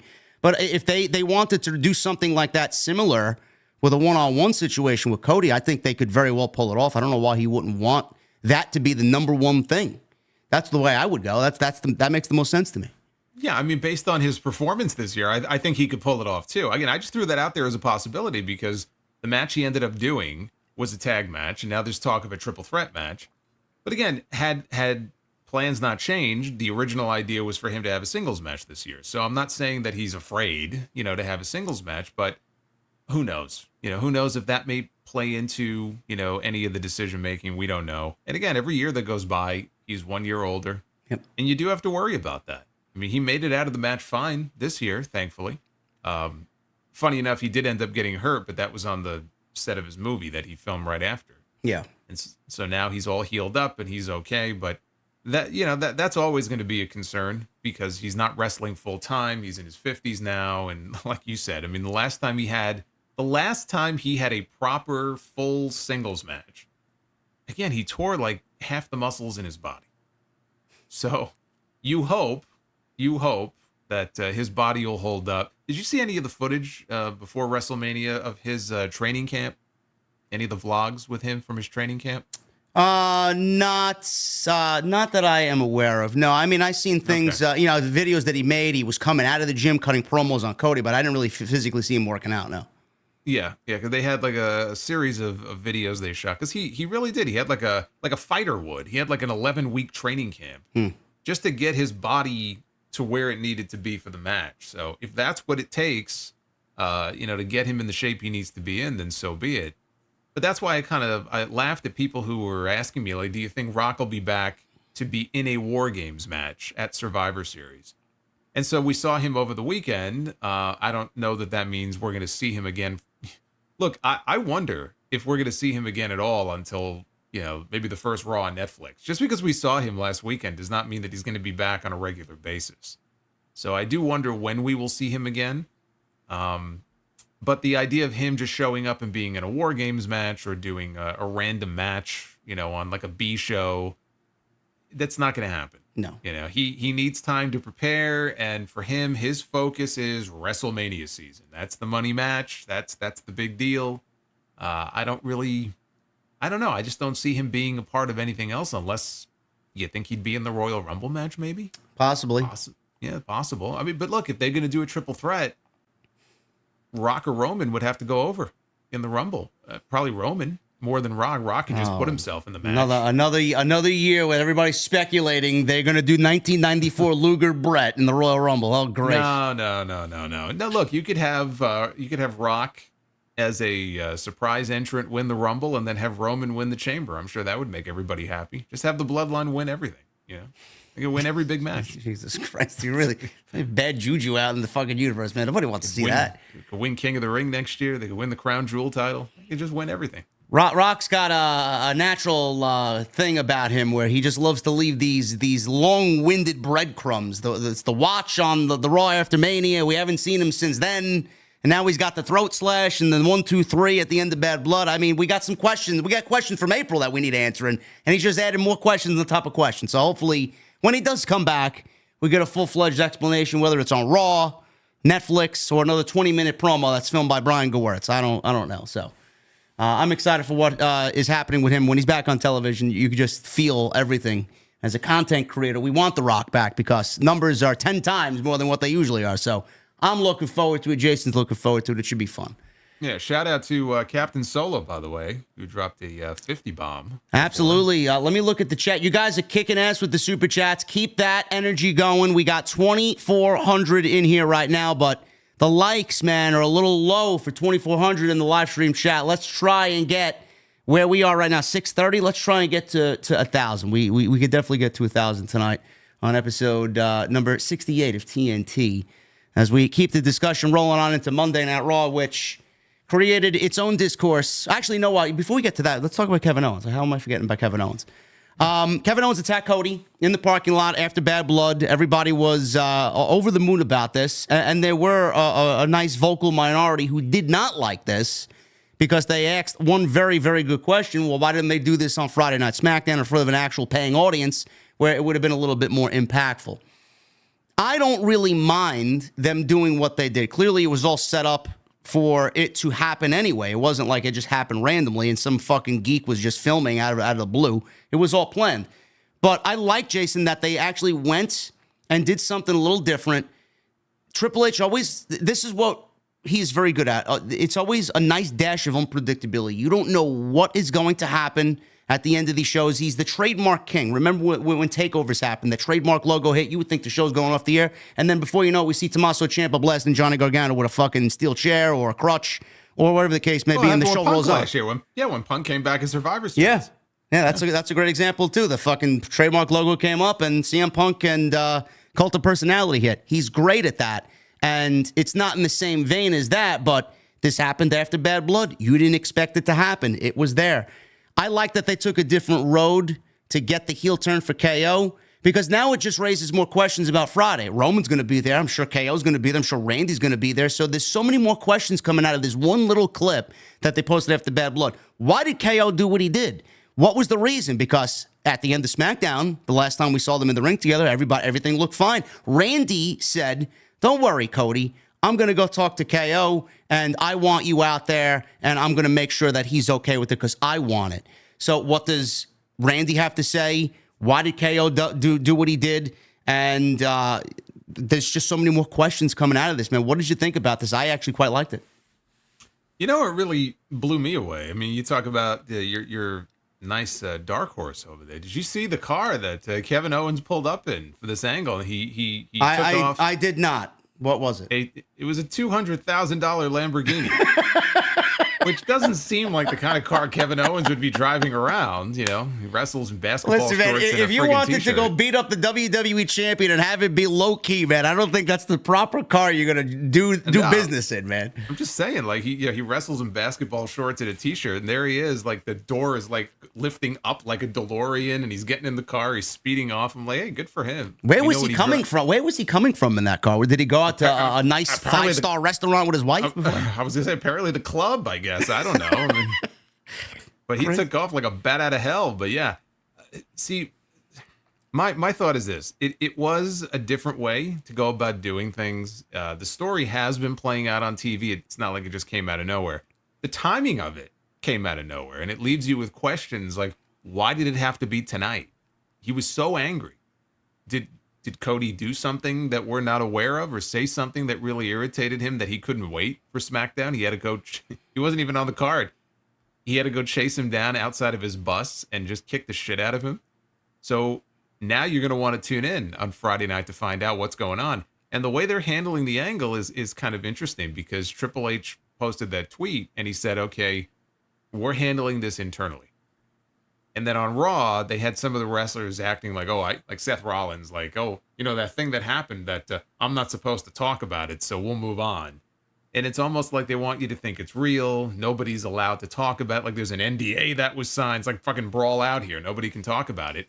But you'll tune in hopefully on Friday night to find out why it happened and what Cody thinks about what happened. So it was smart in that way, but still strange that after so many teases, on TV, that they would do it in the way that they did it. So it's weird, but we'll find out on Friday, I guess, when the numbers come out, because we'll see how much interest they were able to generate for this show coming out of Bad Blood. I think it's going to be a big number regardless because of The Rock coming back. People may think he's going to be on the show. I haven't heard anything mentioned about him being there on Friday. We know Roman will be. So yeah, it was different. It was different, and it was the turn that I think a lot of us were expecting. There was some talk about, well, maybe it won't be him. Maybe it'll be Randy instead. Meanwhile, Randy is the babyface, wrestling Javon Evans and acting like a dad last night. And then Kevin Owens is now like this vicious monster who is attacking the champion for unknown reasons. How does this affect things going forward? How does this affect things for Survivor Series? Is Cody going to have one more title match against Owens at Survivor Series? Is that the match? I mean, I wouldn't do it because I just feel like it's just going to lead to an inevitable loss for KO. But maybe Randy is the one pulling the strings here, and they both go heel, and he was the one who facilitated this heel turn for KO. I have no clue. Yeah, I don't know either, and I kind of like that. Because I don't know, what direction this is going to go in, but I love the idea of getting heel Kevin Owens back because it's been a while. Yeah. And as good of a babyface as he is, and he was very over, he's a great heel. From the moment he came into this company, his very first night in the black and gold, right? You remember this. Mm-hmm. The first night he came in, what he did to Sami Zayn, mm-hmm. It just set the tone for his entire run. And then, of course, anybody who may have followed him before that in Ring of Honor. So I'm all for heel Kevin Owens at a time when SmackDown, my God, they could use another big heel on top on that Friday show. Kevin Owens is indeed a great heel. I'll never forget him coming up to the main roster and attacking John Cena and holding up the NXT World Championship at the time and stepping on the United States Championship and mm-hmm. just kind of burying that title live on Raw. Man, I'm like, okay, I like where this is going. Or one of my favorite things, which actually turned him babyface for me, which is when he powerbombed Machine Gun Kelly off the roster. That too. That's always anybody. It could be anybody powerbombing Machine Gun Kelly. I would have looked at them like a hero. Yeah, of course. Love it. So yeah, Friday's going to be a great show. A lot of questions to be answered, and Randy Orton, honestly, is everybody is thinking about where he fits into this. So yeah, it's going to be. You guys want gigantic lately? Did you hear when he came out last night? They announced him at 290 pounds. Do you buy that? Do you? Well, Samantha Irvin was announcing him, or Alicia Taylor was announcing him as like 250, 260, and he's like, no, I'm putting on way too much mass to be 260. He actually makes fun of it when they say so. Yeah, but 290. I mean, my God. I mean, he looks gigantic. He does not look 290 though. No. No, but not. I mean, he's gigantic, but not to the tune of 290. I don't think. Whatever, man. He's having a grand old time. So when that heel turn comes, it's actually gonna really be. It's gonna hit pretty hard. So I'm looking forward to that. But Friday, you guys want the story on SmackDown? How many times have Jason and I said SmackDown is fucking so basic and formulaic? They need something to inject some excitement into the show. This is it. You're gonna get story. So Friday should be a good show. We don't know if Rock is gonna be there or not, but we'll be tuned in. Yeah, and the other thing about it also is SmackDown has been pretty fucking lame the last couple of months. I mean, that show, in many ways, that show has really fallen off a cliff. Yes. And so the timing is perfect now because with Rock, we'll see if, again, he shows up at least occasionally. Roman, I mean, it looks like he's going to be on most SmackDowns going forward. I saw they added a bunch of dates for him, so that's good. And now the KO stuff. My real hope is that it will finally make SmackDown interesting again, at a time when, frankly, it has not been very interesting. You would hope. With everything else going on, we got Andrade and LA Knight and Carmelo Hayes in the United States title. Maybe we get AJ in something interesting. We'll get to AJ in a little bit. We're going to start with Raw, though, even though AJ is in the news for his injury. Whether it's an injury or not, we don't really know. I don't think so, but we'll get to that in a little bit. But Raw, going into Raw coming out of Bad Blood. Raw, the first time since July of 2012, Jason, 2 hours. We all asked for it. And the growing sentiment on social media was, man, I missed 3 hours. I didn't say it. I know you didn't say it. People were really impatient about, jumping on the 3 hour bandwagon. Let's go back. No, we don't need to go back. I honestly think that the training wheels for booking a 2 hour Raw were very uncomfortable for WWE. And it's going to be a slow process to get back into the groove of booking 2 hours on Monday night, coming out of 3 hours. But the thing is, people were making a big deal about, they need 3 hours. They don't really need 3 hours. Triple H has done this with 1 hour. He's done this with 2 hours. 3 hours is way too long. When you get to that 10 to 11 o'clock hour, it is a very difficult watch on most weeks, even when the show is good. But if the show is good, 2 hours is perfect. Monday's show the first hour was not as entertaining as Monday Night Raw has been. You just say it. Monday's show was the worst Raw in months. Yes. I don't give a shit what anybody says. Yeah. That was the worst Raw in months. And I say that, which is not to say that it's the worst Raw of all time. It's just a reflection of how good Raw has largely been, I think, for the last several months. That this was easily the worst of the Raw shows that I've seen in months. And I saw a lot of the same comments that you saw. I saw them in the comments section. I got the same shit that you probably got. See, for the longest time. You asked for this, you geeks. Yeah. Okay. Yeah, right. Fuck off. Okay, all the people who were like, this is your fault, and you wanted 2 hours, and this is what happens. This is a company, by the way, Raw is the only 3 hour show at the moment. I mean, SmackDown may be going 3 hours, but at the moment, the only 3 hour show they have. This is a company that for years and years and years, okay, including Raw, once upon a time, booked 2 hour shows. NXT every week is a 2 hour show. SmackDown every week, even though SmackDown hasn't been great lately. There was a period earlier this year where SmackDown was on fire, okay? This company knows how to book a 2 hour wrestling show. They're not always great, but they can do it. Black and Gold was 1 hour, guys. 1 hour every week on the network, and it was great. So I know they can do it. It's not like they don't know how to book a 2 hour show. The problem is they booked 3 hours worth of talent, or tried to, on a 2 hour show. So this is going to take some time. Now, it's only temporary anyway.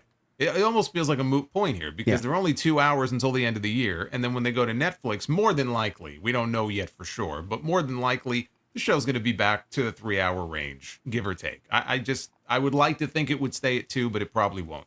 So this is just temporary, but it will take maybe a couple of weeks. I mean, they taped this coming Monday show because they have a UK tour coming up. So the show this Monday was already taped. So maybe the week after, maybe we'll give them another week, but it'll take a little bit of adjusting because they've been booking a 3 hour show every single week for over a decade now. And Raw gets more draft picks than SmackDown because typically it is a 3 hour show. What Triple H tried to do on Monday was fit 3 hours of talent in a 2 hour show. Or the way I describe it, it's like trying to shovel 10 pounds of shit into a 5-pound bag. That's what they were doing. Case in point, the women's match, 10-woman tag team match. They had to get everybody on the show because that's one of Triple H's goals every single week. He tries to get the talent on the show, even if it's just for a brief segment in the back. He wants people to have a role on the show every single week. And I respect that, and I appreciate that. But for at least the time being, it's okay if there's some talent that misses a week and they're on the show every other week, especially if they're not involved in like a major story. If you're involved in a major story, then yes, of course, you want to try to get those people on the show as much as possible. So I just think there'll be some growing pains involved here. This does not mean that, this means they have to book 3 hours. The show can't possibly be good if it's anything other than 3 hours, okay? If you honestly believe that, then you're not very bright, okay? So I saw a lot of stupid comments like that. It doesn't make any sense. I'll throw one more thing at you. And this I also think hurt the show. No Bronson Reed. No Drew McIntyre. Even Punk and Rollins and certain people, they were on the show, but they had a very brief role, right? They didn't do much. But there were some big players that were missing from Raw Monday night. Bronson Reed and Drew McIntyre have been two of the best parts of Raw for the entire year. right? Bronson Reed over the last few months, and Drew McIntyre has been great all year. And they weren't even on the show. That hurt too. So you got to factor that in as well. So yeah, it was not a great show on the whole, but I do think as these weeks go on, they'll find their groove again. It's not like Triple H is going to suddenly forget how to book a good Raw, and it will be fine. But this nonsense about how, it has to be 3 hours. I think this is coming from people who are either very young or who just don't know any better. And they started watching Raw in the last 10 years. That's the point I was going to make. I feel like there's a huge disconnect between people like Jason and I and the new age fan that you see on social media. Now, I know we're not the youngins that are getting into the content creation game. We're still very good at what we do. But, Jason and I have been in the trenches for the last 12 years covering some of the worst fucking shows in the history of this entire company led by Vince McMahon. There were times where both of us said, I quit.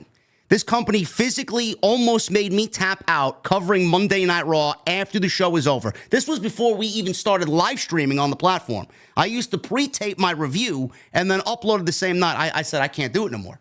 I'm not going to sit here and watch this show and be bothered by talking about it for another fucking 2 hours. I can't do it. The disconnect comes from people that don't know what Jason and I went through for the last 12 years. That show was 3 hours. That was terrible. New age fans don't know what happened then. All they see now is a 3-hour Monday Night Raw booked by Triple H, which is going to be better than what Vince did, and that's all you see.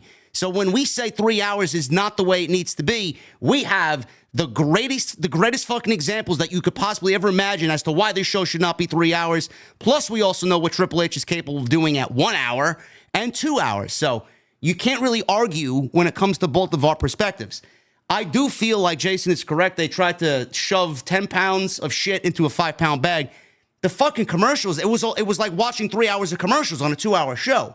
I just felt like there was just an overabundance extra. It just felt extra that there were so many more commercials on the show than normal. Like, I don't even get that many commercials on a 2-hour SmackDown. I just felt like I was watching a 3-hour show with commercials. And I wonder if they were obligated, because usually the show is 3 hours, and they literally were trying to condense 3 hours worth of commercials into 2, because that's what it felt like to me. And then some of the excuses were like, WWE and USA Network, their partnership is over. I'm like, God, man, you guys are coming up with fucking excuses. SmackDown is on USA Network every Friday. What the fuck are you talking about? Please. Yeah, there's a war between USA and WWE. Yeah. 2 hour, it just needs to be a good show. Like, the women's match was the most egregious because that's a Vince McMahon thing. He used to do that because him and Bruce, they didn't give a fuck about women's wrestling. Let's be honest. They used to throw everybody out there just so that they shut up the vocal minority on social media. So when I seen that, I'm like, oh my God, Triple H is doing the same thing his father-in-law does. We don't need 10 women in the same match. That's only going to agitate people more because that just looks so blatantly obvious to what he's doing. So hopefully they do correct the mistakes coming out of this show. And like Jason said, this coming Monday is taped. They're in the United Kingdom this week. And hopefully it's a lot better than what we got this week. But the week after that, hopefully it gets back to normal. But Monday was not good. And I would even say, coming out of Bad Blood going into Monday, that these two shows, this short stretch was the worst stretch that WWE had in 2024, honestly. Yeah, I mean, it's definitely up there. I mean, look, I hate to even say that because we had the Sheamus and Pete Dunne match, which I really enjoyed. I thought that was very good. And the main event, also, Gunther and Sami Zayn, very good.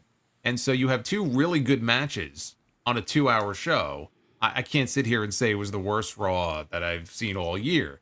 But just if you watched the show, as compared to how it has been of late, quality-wise, just the feel of the show, the vibe of the show, the rushed nature of certain things, because, again, they're just not used to doing 2 hours on Monday, and they'll adjust to it. All of that just made for a very awkward show that just was not as fun as it's been, even with those two matches on. Yeah, Sheamus and Pete Dunne was great. Donnybrook match. Jey Uso beat Xavier Woods. There's a storyline going on there. The match didn't really mean much of anything. It was what happened after the match. The match was like fucking 4 minutes long. I mean, that's ridiculous for an Intercontinental title match. There was 4 minutes of commercials and 2 minutes of TV match. Yeah, it's ridiculous. I mean, I was like, what the hell? They promoted this all week, and this should be a bigger deal. I know it was all about the angle at the end, but still, like, that was ridiculous. Speaking of that, were you surprised to see Braun Breaker all of a sudden maybe go babyface last week, only to come back and spear Jey Uso in half, and then obviously claim that he wants the Intercontinental Championship back? Were you surprised to see that back and forth, back-to-back weeks with him? I was, because they had me convinced that they were going a different way with him, and they were going to maybe start really building him up, maybe as a babyface, maybe more like a tweener. Yeah.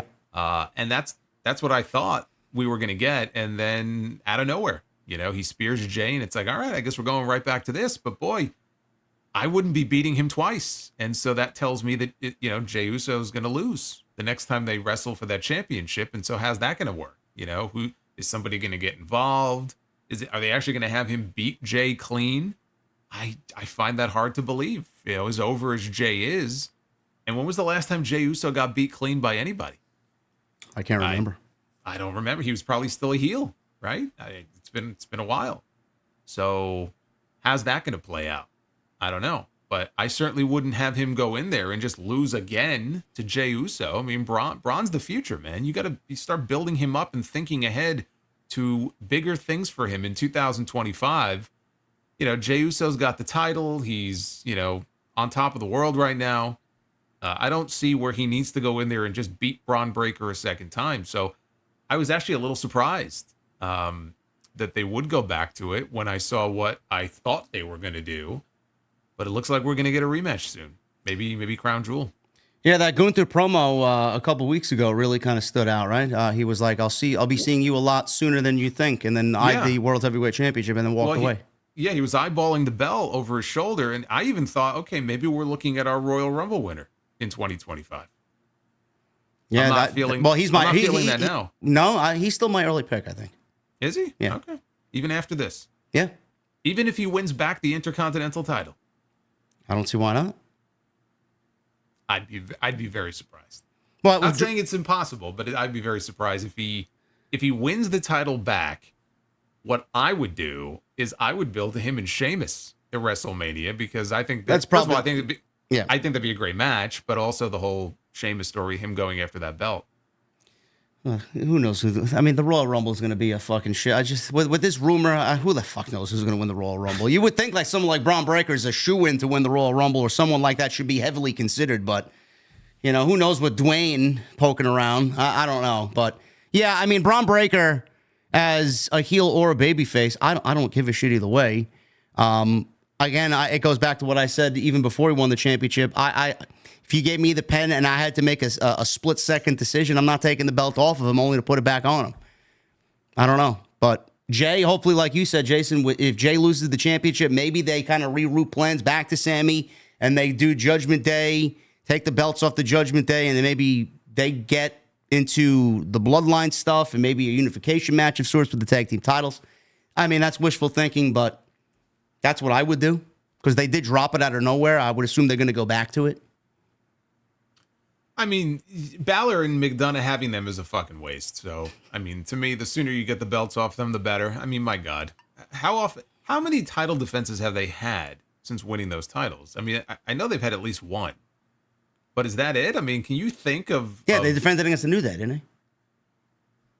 Did they? Yeah. You don't even know. Yeah, the New Day. That's right. No, that's right. That's right. Okay, yes. Kofi said he got them a title match. Okay, I almost completely forgot about that. Which I think says a lot about the reign of Finn Balor and JD McDonough. Well, I mean, I'm gonna be thinking about Pin Balor all night now that you said it. See, it's catchy, isn't it? Yeah. So yeah, Raw hopefully is a lot better on Monday. Going into Tuesday, they were in St. Louis on Monday and stayed in St. Louis, and they will be in St. Louis until Hurricane Milton passes. So that's what the latest rumor is there, or the report actually. Well, the ones who live in Florida, and a lot of these guys do, especially at the PC. They do live in Florida. Yeah, going on into NXT, the debut show on CW last week. Jason and I both covered it because we thought it would be a big enough show to really get invested in. And I said what I said on my show Tuesday night, and just out of sheer curiosity, I was at the gym on the treadmill doing my cardio, and I listened to Jason's video and stream while I was doing my workout the following day on Wednesday. And I said to myself, it's amazing how some things that we just talk about as far as pro wrestling is concerned is the same literally said the same thing Jason said. A lot of people even come into our streams on Tuesday night when we're on Tuesday night here on this show saying, man, you guys got to watch NXT. You don't know what you're missing. It's not the same. It's so much better. And the first thing I said when I came on my review on Tuesday last week, I'm like, guys, I don't know what the fuck I'm missing. I don't know where the disconnect is. This shit is not what you are making it out to be, man. Jason, last week I was very disappointed with that being the debut show.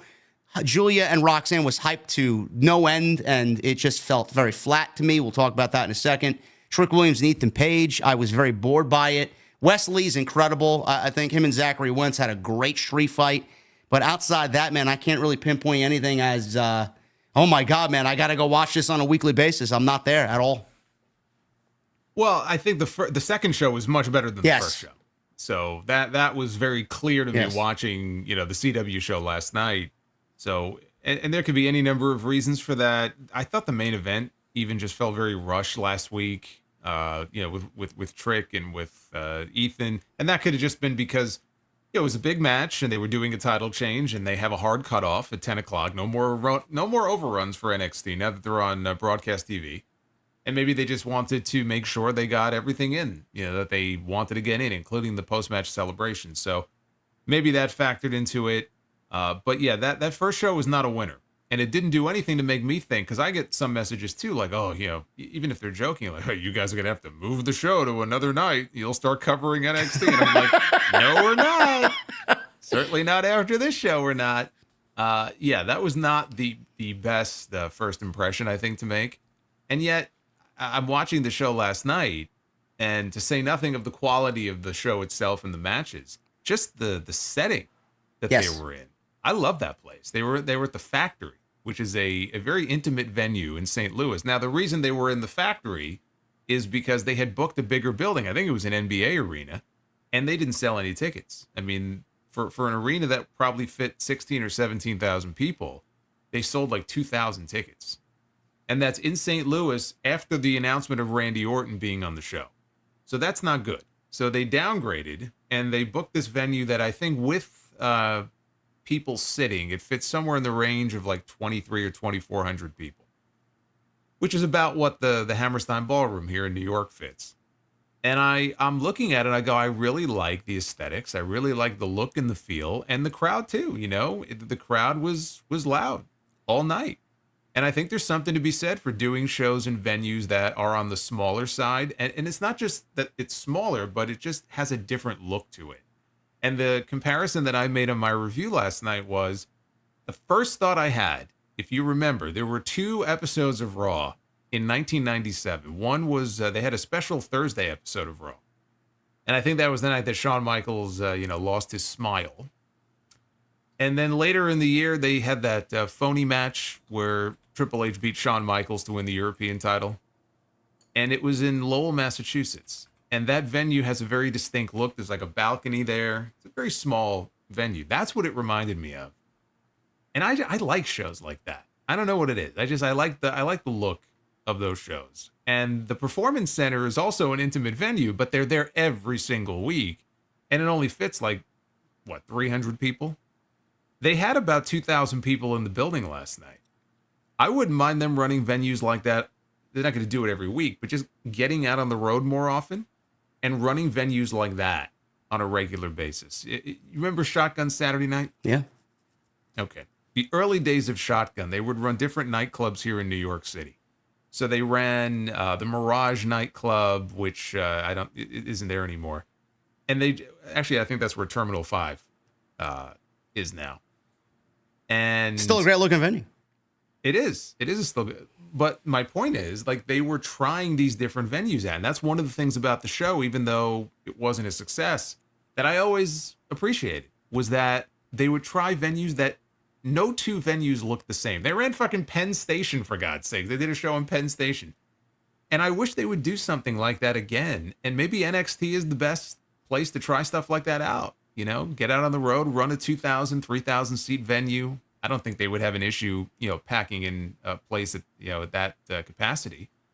And I really do. I think it adds a lot to the overall vibe and energy of the show. So that was the first thing. that jumped out at me. Yeah, it's amazing how when you find a venue that seats the proper amount of people and you can sell it out 1,900 people, how great it sounds on TV instead of following the AEW model where they try and book 20,000 seat venues and then sell 1,500 tickets. It's like you could hear the person in the 9th row shrieking. Every promo that airs on TV, there's like it's like it's being conducted in a hallway. It's all echoed.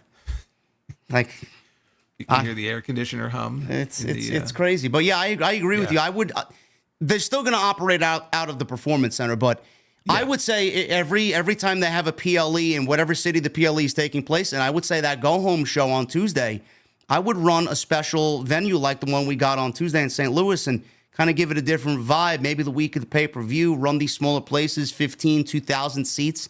Like you said, it just gives it a different environment, and it gets the show in front of new audiences, a new energy, instead of being in front of 200 people at the Performance Center every week. I actually like it. I thought last night's show was infinitely better than the week prior.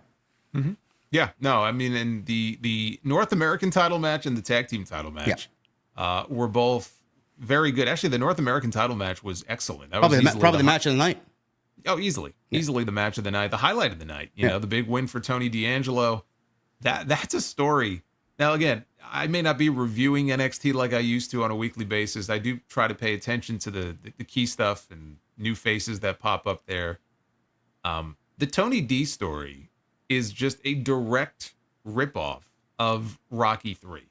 And there are people that have done mashups of scenes from Rocky 3 and then like backstage scenes where Tony is talking to members of his family. Like, JD, the dialogue is word for word ripped from the movie. Okay, so they've been running this story now for a while. And I don't know why I didn't just expect that there would be a title change. I still felt like Oba was going to retain. So I was actually surprised when Tony got the 3 count and he won the championship. But considering that they were copying the Rocky story and the Rocky formula, we all should have seen it coming. That in the end, you know, he would finally win the title. And he did. And it got a great reaction because they took the time to tell this story over a period of months. And so they got the payoff and people reacted accordingly. You got that shot of him with the title and the Italian flag draped over him. So it was a great moment. And as great as I think Tony is, I really can't say enough good things about Oba. And everybody who puts him over, they've been putting him over to me. Oh, you gotta check this guy out. I go, I'm well aware. He checks all the boxes. You know, he looks like a scary dude. He's big. He's got that size. He can work and he can talk. Did you see what he said about Gunther today? Today, no, I didn't. He said, when me and Gunther get into the ring for our first match, it's going to be something. I think he used the word magic, or it's going to be something along those lines. It's not going to be all chops, knife edge chops. I'm like, okay, I want to see what you can do, big boy. Well, I mean, that's the biggest match that I'm looking forward to him having on the main roster. I was going to say throw in McIntyre and Sheamus. And I mean, there's a bunch of people I'd love to see him in the ring mixing it up. But imagine him and Jacob Fatu one day in a match. I mean, the future's bright. Like you said, he does check off the box. The one thing that really caught me off guard was how well spoken he is. He's a very good speaker. When he sat down with Tony D on NXT the week before, I think it was on the debut episode on Miz TV. Granted, I mean, it was garbage, but the way that he came off, it was more shocking to me that he was so well spoken. I'm like, okay, he can cut a promo too. Yeah, well, because we're just so used to these, like, but they have these big guys, and traditionally, when you have these big, like, monster types on TV, you know, they mean mug and they grunt and they don't really say a lot, right? They go out there and they smash people, and you don't usually see them out there cutting long promos and monologues, but you know, he nails it. You know, when he's out there, like you said, he can go out there and he can deliver the goods and checks all the boxes. So when they're ready to call him up. And it probably won't be until at least the next draft. I don't know if they want to give him a run with the NXT Championship. Maybe he's the one to beat Trick Williams. I mean, who knows? But when they are ready to call him up, there's money written all over that guy. And he is a product of their system. And that's another point that I made in my review. I said him and Tony. I mean, that match really is a credit to the system that they have there at the PC. And for the longest time, that wasn't the case. I mean, it took years for them to get to a point where they were starting to finally legitimately turn out their own stars from scratch. Because going back to the black and gold days, what really made NXT so fun and such a success, they brought in all these hot stars from the indie scene. So you had Sami Zayn, and you had Kevin Owens, and you had Adam Cole, and Finn Balor, right? And Adrian Neville. And you would mix them in with lesser known guys and kind of NXT originals. But then they blew up NXT, and I think that was the biggest mistake, is that they just went from like 0 to 60 instead of taking their time and having more of a mix. It was just such a shock to the system when they did it, and they blew everything up. But now it's bearing fruit. Tony D'Angelo, he didn't wrestle indies before he came to WWE. He was a collegiate wrestler. Obafemi was a shot put champion, and he got recruited as part of their NIL program. And there's a lot of other examples of that too. I mean, you look at the women they have, right? Look how many women are on the roster down there that were athletes in other sports. They weren't wrestlers. They were doing all kinds of basketball and gymnastics. I mean, Tiffany Stratton's the best example. She was a gymnast, and she's been in this business for 3 years. Tiffany's another example. So, but watching that match, it was like, okay, you know, this is an example here of like, it's a credit to the system finally paying off in a way that I think they were hoping, but it took time, you know, for them to get to this point. Yeah, Oba is this generation's NXT 3.0, whatever you want to call it. Tony D actually made his debut in the 2.0 era. It was legitimately, we first saw him on that debut episode where they just completely rebranded the show, and you see him come out with this Italian gimmick, and he's like mobster, mafia-like, and he's cutting promos. Which I think has a ceiling, though. I do think that it has a ceiling, and if they call him up to the main roster, I mean, it may work at first, but I do think it will hold him back. So there's going to have to be an evolution with him, I think, over time. Potentially. I don't know how deep that character could go, or how long the legs are on that character, but the point I was going to make was, I mean, he started with that gimmick, and you see the way he is now. You know, he didn't drop that gimmick. He kind of leveled up in that gimmick, and he made it work. And that to me was one of the biggest takeaways. It's like he kind of just grew up in that same gimmick from the 2.0 days, and it's very admiring to see that he just went along with it and made it his own. So I mean, he immediately caught my eye the first day I saw him, and it's like, me and Jason call matches House of Glory. We see how good people are. We see how people don't really progress. But watching people progress and get better at what they do, it is one of the most beneficial things, doing what we do at House of Glory and doing what we do here as creators in this space. Tony D is definitely at the top of that list for me. So, you know, that was, to me, out of both shows between Dynamite and NXT, that was the best match of the night for sure. But Oba, I did say on my review last night as well, a lot of people were like, well, why would you take the title off Oba? Tony D is not a believable guy. I think you said it in your NXT review last week. Who else is there? Who else is on the same level? Who is at the same size of Obafemi to be a believable guy to take the belt off him? Tony D was probably the best choice that he had right now. Plus, it opens up to him potentially taking that title off of Trick Williams to stand and deliver, because I think that potentially is a plan. We don't know for sure, but I do think that could potentially be a plan going into April. Yeah, I mean, that would make a lot of sense. Again, unless Triple H is like itching to get this guy on the main roster sooner, and he's like, okay, we want to snatch him up. And I would imagine that the lines of communication these days between the main roster and NXT, being Triple H and Shawn Michaels, I would like to think that they're more organized as far as that goes, because, you know, I mean, you've heard the stories about how there was sometimes no communication at all, and Shawn Michaels would be blindsided when I was told by call people up. I was told by social media geeks last week that Triple H has nothing to do with NXT. No comment. No comment. You mean to tell me they were wrong? Well, of course they were wrong. Shocked, I tell you. No, I mean, look, if I'm Triple H, I want to get my hands on this guy to bring him up to the main roster, as soon as possible. So, stand and deliver, him taking the title from Trick would certainly make a lot of sense. But I think a lot of that depends on how soon they give him the call up. You know, would it be too soon to call him up? Let's say have him make an appearance in the Royal Rumble and then go from there. I mean, him making a cameo in the Rumble is fine. We've seen that before, right? NXT stars show up in the Rumble as like a one-off. Yeah. It doesn't mean it's their call-up. I think that, you know what? I think Oba making a cameo in the Men's Rumble in 2025, I think is very likely. That's a solid choice. I would keep him down there for at least another year. I would say call up Roxanne, and I would actually call up Axiom and Nathan Frazier before I would call up Obafemi. That's just me. Yeah. Yeah. Well, look, I mean, they could definitely use the help Yeah. in the tag team division. That's for sure. I get a lot of London and Kendrick vibes from those two. Yes, they're the best tag team in my honest opinion in all of WWE right now. They are amazing. They wrestled A-Town Down Under last night. That was a great match. The main event saw Randy Orton and Javon Evans, which was definitely more of a showcase thing. I believe Randy wanted to work with Javon Evans, so that's the reason why the match came about. But they really went about a really ambitious ending to the match, Jason, where we saw Javon Evans just do this kind of whirlwind corkscrew type of move, and he did one too many revolutions, and it was a very ambitious RKO attempt. I think they really wanted to go out there and recreate something that Randy and Evan Bourne did with that infamous spot.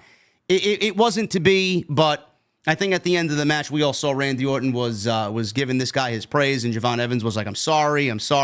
And Randy Orton of old probably would have gotten this guy fired today. Oh, my God. But Orton, like you said before, is like a granddad now. He's like, don't worry about it, man. He raised his hand. He gave him the seal of approval. So it was a great match either way. But I know people like me and Jason, I wear my heart on my sleeve, man. You know when I'm feeling something or when I'm fucking not feeling good that day. That kid probably woke up today beating the shit out of himself, man, because I know I would. Well, I mean, you know that he was thinking all week long, or however long it was since they made the announcement, like, okay, what spot can I come up with? We got to do some big RKO spot, and this is going to be great, and it'll probably go viral and all that stuff. And supposedly they were working on it for a while earlier in the day, but it's one of those things where it's a tough move anyway to begin with. And if you don't time it just right, you see what happens, a lot can go haywire. So like Fightful had a report that, there's no heat on Javon Evans for botching the finish. I'm like, why would there be heat on him for botching a move at the end of the match? Like, do we even need a news report to tell us like there's no heat on this kid? Like, the fact that there are people who think that there would be heat on him is a little worrisome to me. I don't know why there would be. So no, I mean, he did nothing wrong, and I think Randy seemed to be impressed with him. And you know what? With any luck, 3 or 4 years from now, they can run it back on the main roster and they can give it a go again.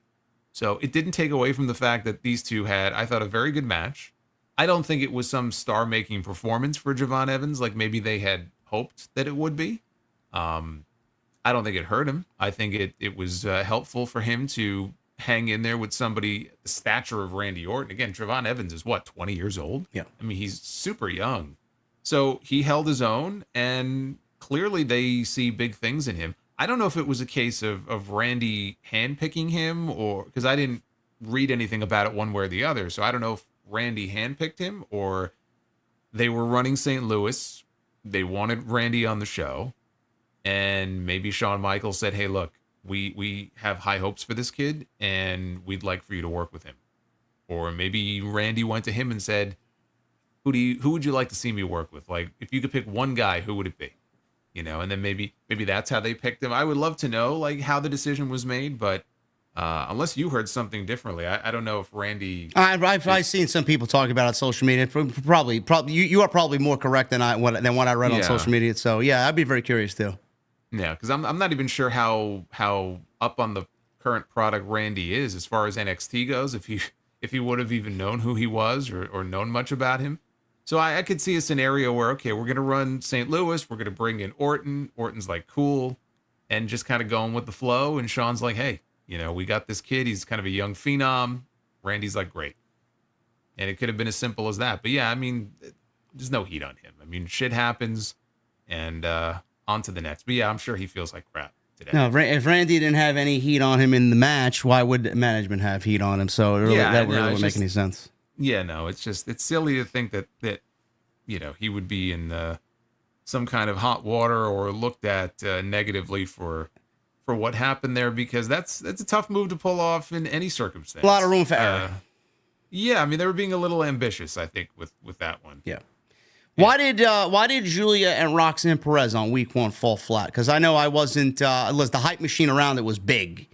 But why did it feel flat to you? I felt like the only thing people remember are Cora Jade coming out and potential tag team match looming now with Stephanie Vaquer, Julia against Roxanne and Cora Jade. Why did it feel flat to you? She was holding back. I mean, that's not the Julia that I've seen from her matches in Japan. It felt like Julia with handcuffs on, like Julia at 50%. Yeah. And I think that they knew maybe that they were setting up for a bigger match down the road.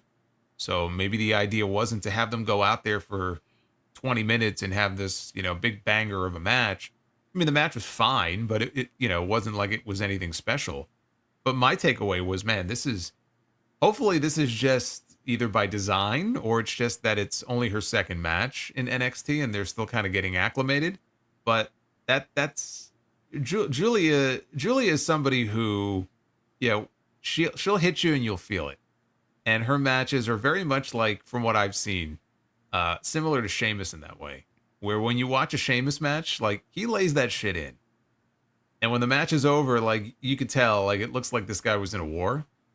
And a lot of the matches of hers that I've seen kind of have that feeling where she doesn't hold back. And maybe she'll have to adjust her style, a little bit. She's not going to go around stiffing people. But this just felt like a watered down version of a Julia match. So I think that's maybe why it came off that way. That's how it came off that way to me. And really, it was all about Cora's return. So maybe it was designed that way because it was really just to set up the big return of Cora Jade.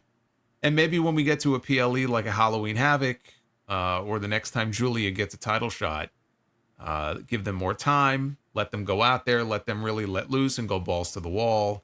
And then I think we might get the match that some of us were expecting to get in week 1. Yeah, it was a little clunky in my opinion. I felt like Julia was.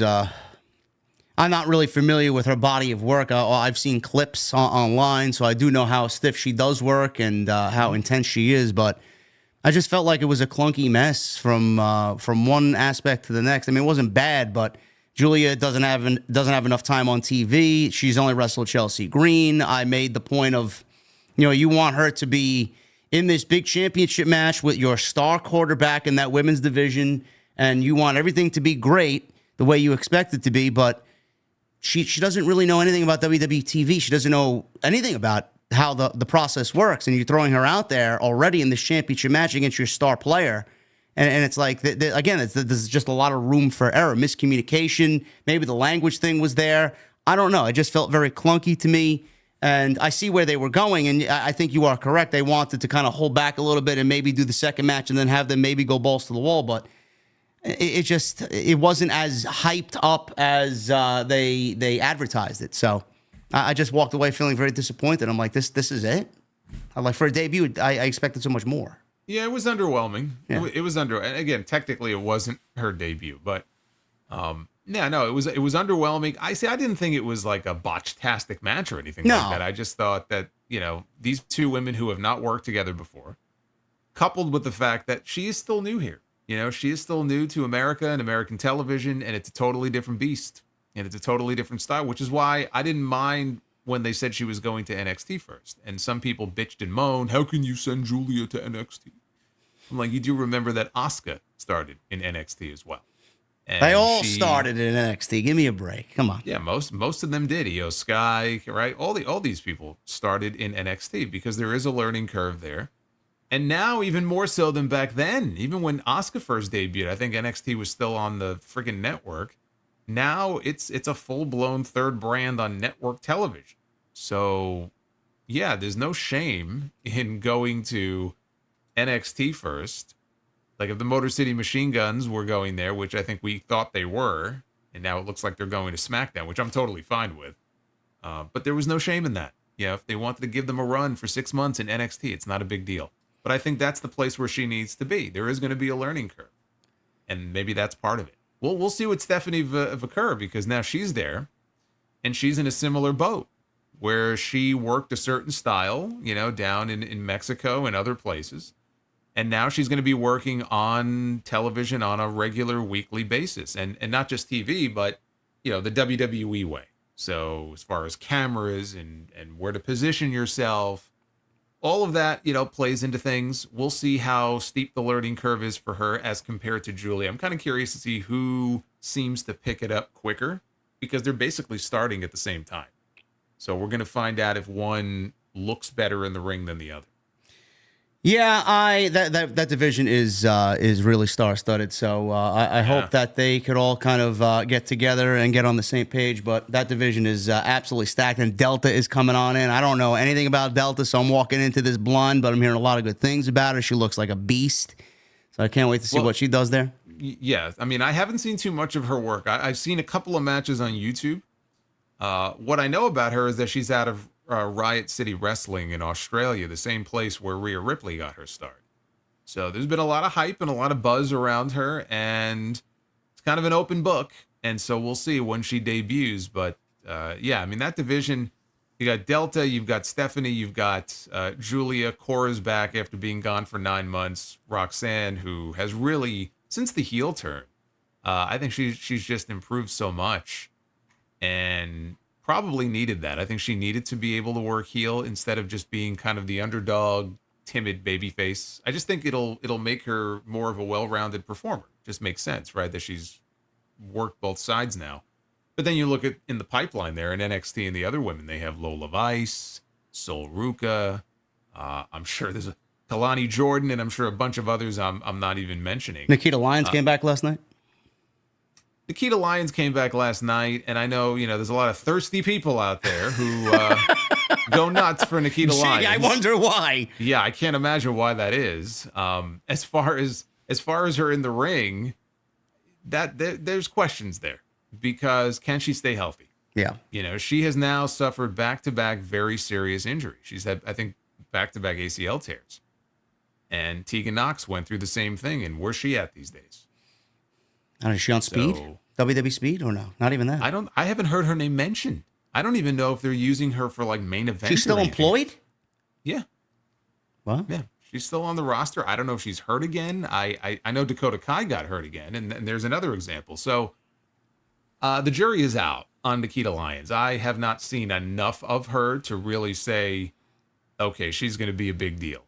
I know what the appeal is with her, but at the end of the day, it's going to take a lot more than just that to determine whether or not she can become a big star. And I just don't know that she's going to be able to stay healthy. I mean, it so far it doesn't look good. I hope for her sake that she could turn it around and, everything works out. They've invested a lot of time into her, and I'm sure they don't want to lose out on that investment. But it is a concern. Can she stay healthy? I don't know. Even if she does go down, that division is stacked. So, again, NXT's probably got, look at that, 2-hour show, and they know how to manage their women, Paul. Maybe we should take some lessons from your best buddy over there. Maybe they need a third hour. What do you think? No. I don't want to. Nothing needs to. No. Listen, I can't even say that. We go 3 hours every fucking week. But you guys like us, man, so that's all right. There was a new story on PW Insider today. I'm just going to mention this briefly because I just find it to be hilarious, and I just want to get a reaction out of this guy and see what he says. Oh my God! A man was kicked out of the hotel, the Talent Hotel, for allegedly taking feet photos of female NXT talent. This is coming from PW Insider. They report that the entire WWE NXT crew will be staying in St. Louis until Friday morning because of Hurricane Milton. Performance Center coach Matt Bloom is among the WWE officials staying with the talent. The NXT talent also had to deal with a fan incident at the hotel they stayed at on Tuesday. The media outlet reported that they were told that a male fan was allegedly caught trying to take photos of the feet of female talent as they made their way through the hotel. The person was ejected not once, but twice from the same location, and WWE returns to Orlando for next week's episode of NXT. Man, listen, wrestling fans out there are quite the bizarre bunch, man. Don't be this pro wrestling fan, please. I think what I'm more appalled by than anything, and like the fucking balls on this guy, he gets kicked out once and just tries to figure out how can I get back in for a second time, and then gets kicked out again. Yeah. So, I mean, there's having a fetish, and then there's having an addiction.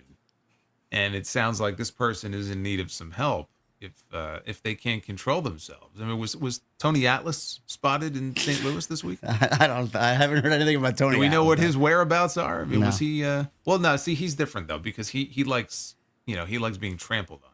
That's different. Oh, is that his deal? Okay. That apparently, yeah. That's You haven't seen photos of that he has shared occasionally of him with like a boot or like a sneaker in his mouth? Negative, no. Okay. Probably better off that you stay away from that. Don't be this guy, guys. Please, don't be this fucking geek. Just bizarre people out there, man. And people, believe it or not, claim that Jason and I are the weirdos in the community, man. It's crazy. It's crazy. Yeah. I thought here I thought we were the sickos. I know. Well, speaking of the sickos, NXT destroyed AEW Title Tuesday, which wasn't really a Title Tuesday. I think Tony Khan woke up somewhere else on Tuesday morning. Title Tuesday it was not, outside Mercedes defending against Emi Sakura. But NXT crushed AEW Title Tuesday in the ratings. Not that it really matters because we don't really talk about the ratings on this show or on our individual show, but I want to make a point.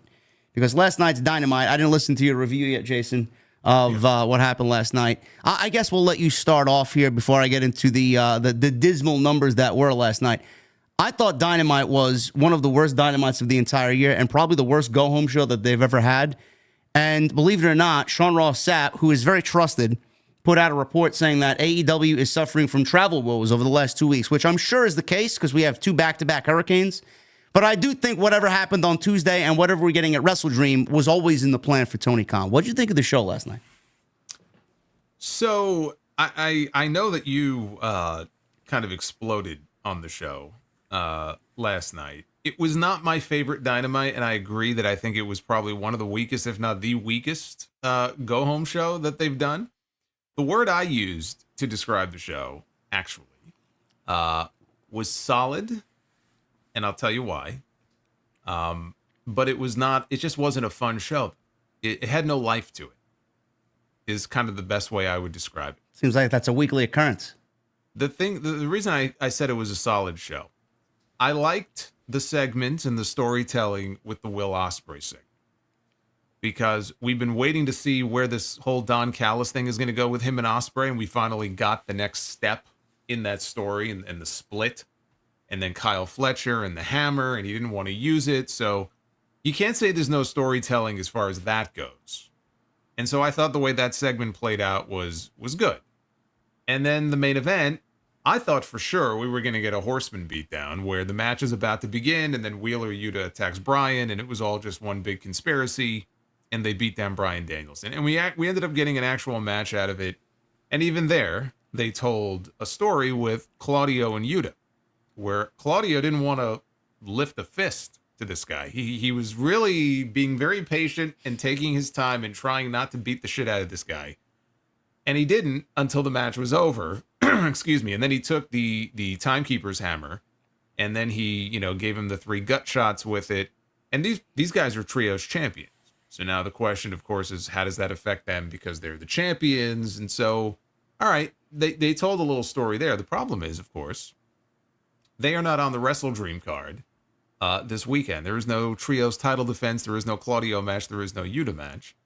So the focus was supposed to be on Bryan Danielson and Jon Moxley, which it was, and even the Moxley promo to open the show. I thought that pre-tape promo was good.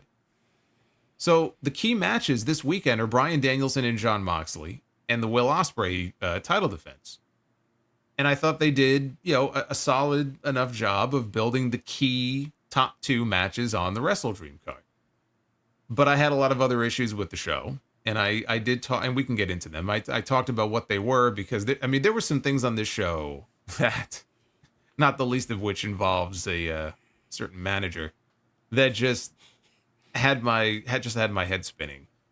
But I didn't rage about the show maybe the way that you did.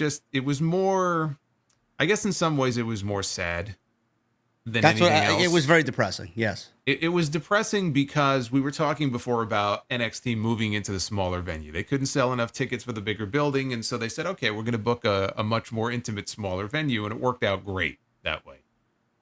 And there's no shame in that. WWE is still selling out week after week on most weeks for Raw and SmackDown. It's not like the product isn't still hot, but I think they overreached as far as the NXT brand goes. But Dynamite last night for the first time, that was their first time in that venue. They were in Spokane, Washington. because they're in Washington this weekend for WrestleDream. And I believe the capacity was in the 10,000 range, 10 to 12,000, somewhere. I heard 12,000, yeah. Okay, 12,000 is the capacity. Obviously, it wasn't set up for that. They had about as many people in the building as NXT did. We have more people watching us live than were in attendance for Dynamite last night. Yes. Just to give you guys context. Yes, we have more people right now. Now, to be fair, we are on the World Wide Web. So we have people. Okay. Did I just date myself? So we have people from all over the country and all over the world watching us right now, whereas they were just in Spokane, Washington. But even still, yes, we have more people in here than they had last night. They had like 1,900 people. I don't even think they had 2,000 people. It was, according to WrestleTix, one of the lowest live attended Dynamites, maybe the lowest ever for Dynamite in 5 years. Yes. And so you're going to bring up the ratings here in a little bit. It was, by the way, the worst rating in the history of AEW Dynamite. Now, you got to put a little star next to it. They were not on their regular night. No. There's a larger point to be made, though, as far as where we were a year ago. But it was an off night. I don't want to say you just throw the numbers away, because there are definitely alarm bells that should be sounded here for other reasons. I'm more concerned than even the ratings. What really concerns me, and I think what should concern Tony Khan and AEW and Kosha Irby and the people who are in charge of booking these venues and trying to get people in the door, is the terrible advances that they have for so many of these shows. They are having tremendous difficulty selling tickets. Now, they may go into a new market for, when they went to Wembley, right? Even this year, they were down, but they put 50,000 people in Wembley Stadium, which is great, right? It might not be 80,000 or 70,000, but 50,000 people. But in this country, week to week, for Dynamite, for Collision, they are going into these buildings, and they still will run a 10 or 12,000 seat venue. And then you end up with what you had last night. Some weeks, maybe they'll run a smaller venue, which is what they should be doing, and they still can't pack those venues in. And that's what, to me, the real concern is. You need to figure out, what are we doing wrong that we cannot fill even the smaller venues, that we can't get the same number of people now into the buildings that we were getting a year ago? What is it that we're not doing, or that we're doing wrong? Because we get great matches every week on AEW television. I mean, the comment I made on my show the other day was AEW farts out great matches out of their ass every single week. Okay, we know that. Clearly, though, if it was all about great matches, the buildings would be filled. They're not. So that's the question that they should be asking and trying to figure out, okay, what needs to change? Like, what can we be doing to double or triple the number of people that we are currently bringing into these buildings? And they're doing buy one, get one free offers. Even WWE occasionally will do that.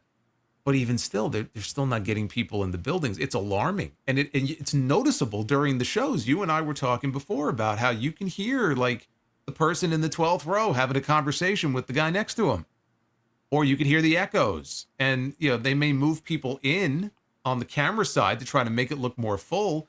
But it's not. And it's depressing, because we remember what Dynamite was. We just had the 5-year anniversary episode last week. You remember what Dynamite number 1 and Dynamite number 2 was like in 2019, right? And guess what? They had the building fully lit. They don't do that anymore for obvious reasons. But just the whole vibe and energy of the show, how do we get back to that? Can we get back to that? That's the question.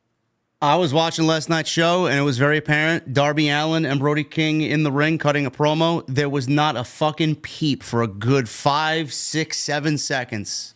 You could physically hear people breathing in the venue. That's how quiet it was. And that is not the Dynamite that I remember. And to answer your question, I genuinely feel like it's too late. I think the honeymoon is well past expiration date. I feel like Tony Khan is not going to change, and this is the reason why I said what I said for weeks, talking about the TV deal. They got their money. Everything in their world is right. Everything is great, and nobody's going to push him to make the show better, because Tony wants what Tony wants, and Tony's going to get whatever he wants on the show. And that's exactly what we got last night. That's what we're getting at WrestleDream, and that's what we're going to get for the duration of the 3 or 4 years that they're going to be on Time Warner or Warner Brothers. They're not going to change. Everything to them is great. Story. I don't know what stories they could do. I mean, they have stories. They're not good, but they have stories. But it's not the stories that are going to drive people to go out to the venue and spend money to watch this shit live. They're not watching the show live when they're at home. The ratings last night, we could go back to Grand Slam and give you the fucking breakdown of attendance year over year over year. We could sit here and go over breakdowns of ratings year over year over year from where they were when Punk was there, which wasn't lighting the world on fire either, but they were much higher than they are now, to where they are now. Dynamite last night, Jason said they're an off night. It's not their normal night. It's Tuesday instead of Wednesday, and they were airing an hour later at 9 to 11. It wasn't even 8 to 10. Dynamite last night, 329,000 viewers, 18 to 49. They did a 0.10 in the rating, the demo. NXT averaged 874,000, which was slightly down from week one on the CW. They did 895,000 on week one, so they weren't down much. And the 18 to 49 was 0.24 still, and will be the highest rated show on the CW network. So just for some context here, last year, they aired head-to-head 8 to 10 against NXT. Title Tuesday, which was legitimately a Title Tuesday. 609,000 viewers and a 0.26 rating in the 18 to 49 demo when they went head-to-head with NXT. And last year, Jason, you and I know very well, because Tony Khan made it a big deal on social media, last year, NXT was fucking doubly as loaded as they were this year. They had The Undertaker and John Cena and fucking Paul Heyman. I mean, they just loaded to the gills. And NXT still beat AEW, but AEW did 609,000 views, which is a respectable number going head-to-head against something like that. Yeah, and NXT, I think even with all those big names, I don't even think they hit 1 million. They didn't do 1 million because Tony Khan made it a point to make, well, a show with John Cena and Undertaker, I'm not drawing 1 million. Right. Well, but also keep in mind, like, last year, to be fair, that NXT show, it did, less than 1 million. It was close, but it did less than 1 million. And this year, now they're on broadcast television. Yes. So they're in more homes technically than they would have been last year on USA, and they did a lower number this year than they did last year. Just for comparison's sake. So whatever they did a year ago, I don't have the number in front of me, but I'm pretty sure that the number they did last night was lower than what they did on USA for that other loaded show. Because it was pretty loaded last night. I mean, they announced Randy Orton and a bunch of other main roster people, Bianca and Jade and Theory and Waller. Jey Uso made an appearance. So it's not like we didn't have a lot of main roster talent this year on the show either.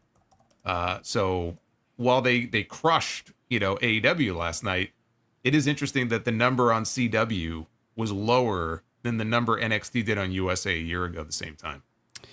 Last year, NXT did 921,000 viewers. Mm-hmm. So this time they did what, 895? For episode 1 on CW is 895. Last night they did 874. Oh, 874. Okay. Yeah. So I mean, look, just in context, look at what Dynamite did last night compared to what they did last year. Where did all those people go? Was it a fact of they didn't promote the show? I mean, yes. Well, I'm glad you brought that up. So that's the other point I wanted to make.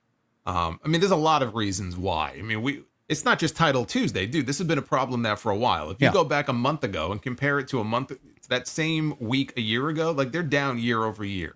So that's not like a new phenomenon. But I thought they did a piss poor job last week of letting people know about the change this week. I just don't think they pushed it hard enough. I remember at the time thinking, like, when they probably should like really emphasize the fact that not only are they not in their normal night, but they're not even in their normal time next week.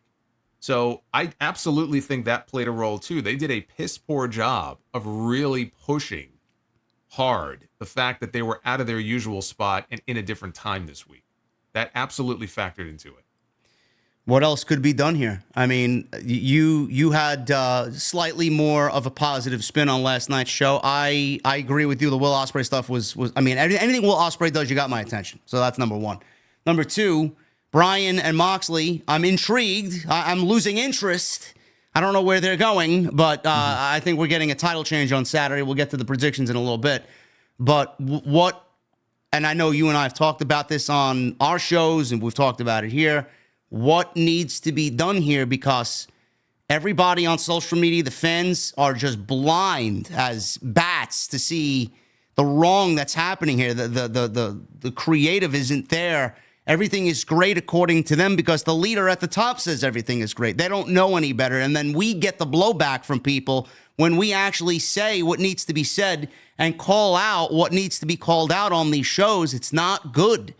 what needs to be done here? Because you asked, is it too late? I genuinely think it is too late. I don't know if a story is going to be enough to carry this week to week to week to get people back to where they were watching the show like they used to. Story is most important here, but I don't think that they want to tell stories. I think, and I mentioned this last week, Brian Alvarez said that he got something from someone in AEW saying that Tony Khan doesn't want to engage in long-term booking anymore. I mean, you could take the Observer at whatever fucking face value you want, you know, whatever. Meltzer is Meltzer and Brian Alvarez is Brian Alvarez, but look at the fucking show. I mean, did any of last night's show outside of the two major storylines make any sense to you? Well, I mean, you want to go through some of this stuff here because, okay. Well, I'll tell you what my first issue was with this show. If you're going to have a show called Title Tuesday, and the only title match that you have on that show involves a woman who has not been on Dynamite since November of last year, you're doing something wrong. Call it anything else. I don't care what you call it, but don't call it Title Tuesday. I thought that was misleading as all hell. Literally the only championship match on the entire show, and it had no importance whatsoever. I mean, you could say there was one other match that had title implications for the other women's title, but, I mean, give me a break, right? It's called Title Tuesday, and so that was number one, I thought. Or everybody ridiculous. in the main event had championships, or were a champion in the main event. But here's the thing. You know what the most absurd thing about it is? You have a show called Title Tuesday, and you know that you're on an off night, and it's the go home to the pay-per-view, and you're going to be up against NXT, and, you know, Tony wants to be competitive. I don't think he just threw the towel in because he's got too much pride. I mean, think back to last year, right? I don't think he just was throwing in the towel, even though you would watch the show and probably think otherwise. But here's the absurd part about it. Title Tuesday, you get Mercedes Moné against Emi Sakura for the TBS title, and then a title that doesn't even belong to AEW. Think of all the fucking titles in this company. You have the world title. You have the TBS title, the TNT title, the tag team titles, right? Title after title, international title, continental title. They had the FTW title up until a couple of weeks ago. I'm sure there's other titles I'm not even thinking. Ring of Honor titles, for fuck's sake. All the championships in this company.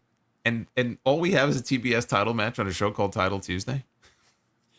It's like, I mean, I just don't. I don't understand that. It's laughable. And you mention it, and it's correct in the way that you're mentioning it, but people won't look at that as a big deal. But you look at that as gaslighting somebody. It's going to be like, well, why are you telling me it's Title Tuesday when it's really not?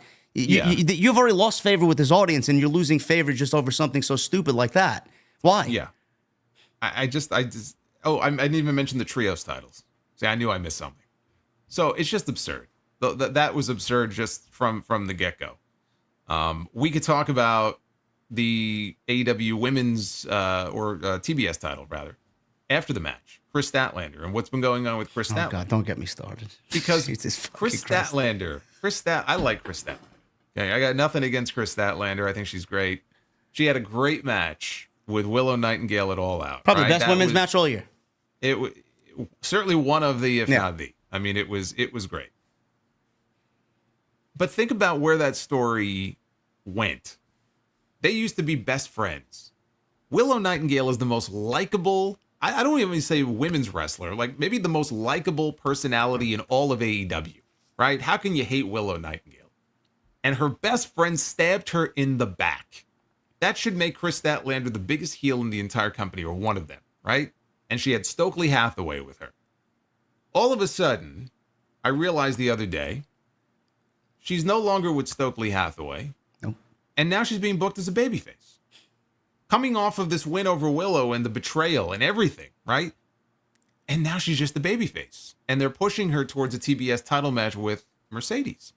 And I said, I must have missed something here. Maybe there was a segment on Collision, some big turn or twist or something, and maybe, she knocked Stokely down. Something must have happened, surely. No, the only thing was there was like a very brief little promo, I think, on Rampage, where she made some comment, but even that was not like a valid, okay, that's a great reason. Like, there was nothing, dude. There was nothing. This woman was in this position, and then one day snapped their fingers, and now she's in a totally different position. Why? I don't know. Maybe Tony just said, well, I need an opponent for Mercedes. This is the match I want to do. supposedly, you saw the comment. There was a news story about this where these two could just there was like nothing left for them to do, where they couldn't. I was trying to look for it so I could give you some more context in this. Which sounded cryptic as all hell, and I have no idea what that means. So who the hell know what that's in reference to? But that's no excuse. This is what I think we're talking about here when we talk about things not making sense. And these are simple things. I mean, how difficult would it be to shoot an angle on TV to at least try to explain why these two are no longer together? And why Chris Statlander all of a sudden has this big change in attitude coming off that match with Willow and everything we saw for the last 2 or 3 months. It's stupid. So when you just do shit like that for the sake of doing it, if you're a viewer, you look at Daniel Garcia. I'll tie him into this too. Because we had Daniel Garcia make his return on Dynamite. He went to the ring like he's fucking Bret Hart in 1996. He's, will he or won't he? Now... if you're not following these wrestling news websites, okay, like if you're not following PW Insider and Sean Ross Sapp or podcasts like this, you would have no idea that this man had a contract that was up or that this man was flirting with free agency because, correct me if I'm wrong, I don't think it's ever been mentioned a single time on television. Do you remember this being a story or something Excalibur mentioned about him? Oh, he's got a contract that's up. Did they mention this? 0 times. Okay.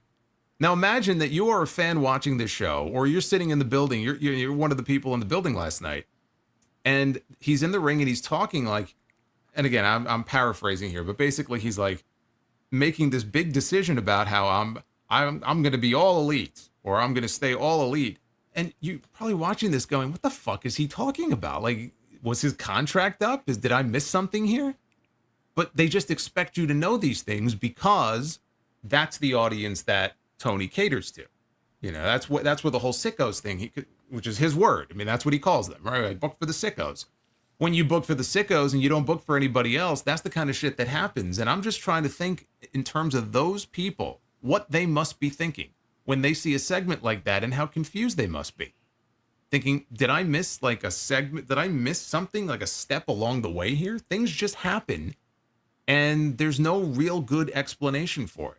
So it can be I'm sure it's very frustrating to certain people as a viewer, but even as somebody who like, I'm aware of this shit, it's frustrating to me too, because that's not the way that you're supposed to do it. I'm not saying that AEW has to do everything the exact same way that WWE or TNA or every other promotion does it. They can have their own style, but shit should make sense. And when it doesn't, and you do stuff for the sake of doing it, that shit sucks. That's the point.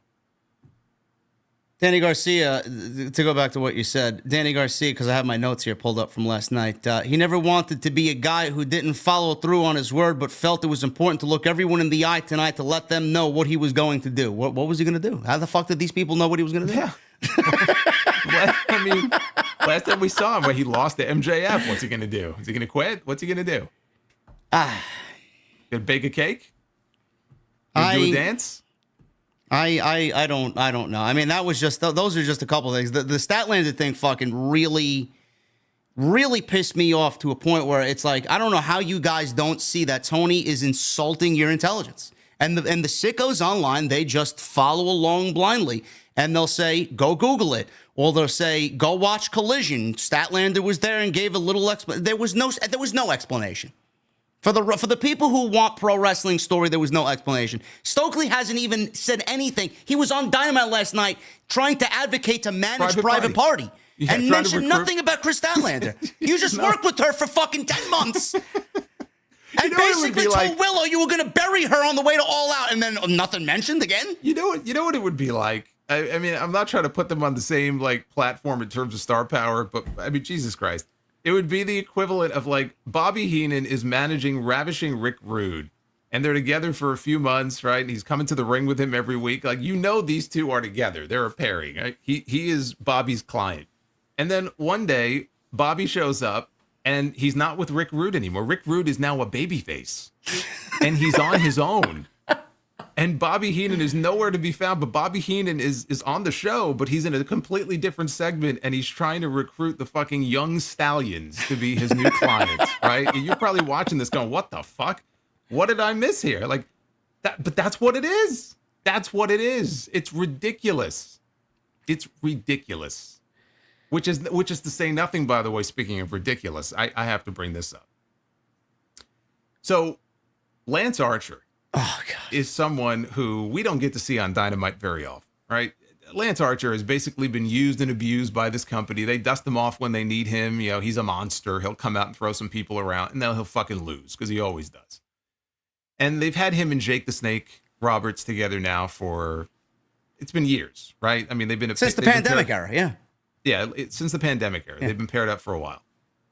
And look, I think it's great that Tony, keeps re-signing Jake, and Jake is gainfully employed. And I think that he definitely has something to contribute, maybe behind the scenes even. He's got a great wrestling mind.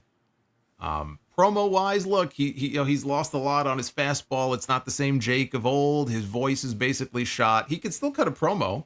It's been a while since he's had the chance to go out there and cut like a really great promo. I think the last great promo he really cut was probably the one with Cody, which, I mean, God, how far back does that go? So anyway, so we don't get to see them certainly on Dynamite, but really on Collision or any of the shows very often. But there they were. There they were on Title Tuesday backstage last night. And we find out that Don Callis has worked out the first talent exchange with Jake Roberts, and now Lance Archer is officially a member, the newest member of the Callis family. Which, okay, great. Do you really think that Lance Archer is all of a sudden going to be booked any differently than he was before? No, of course not. But okay, cool. Who does Jake get in return? Well, you'll have to wait to find out.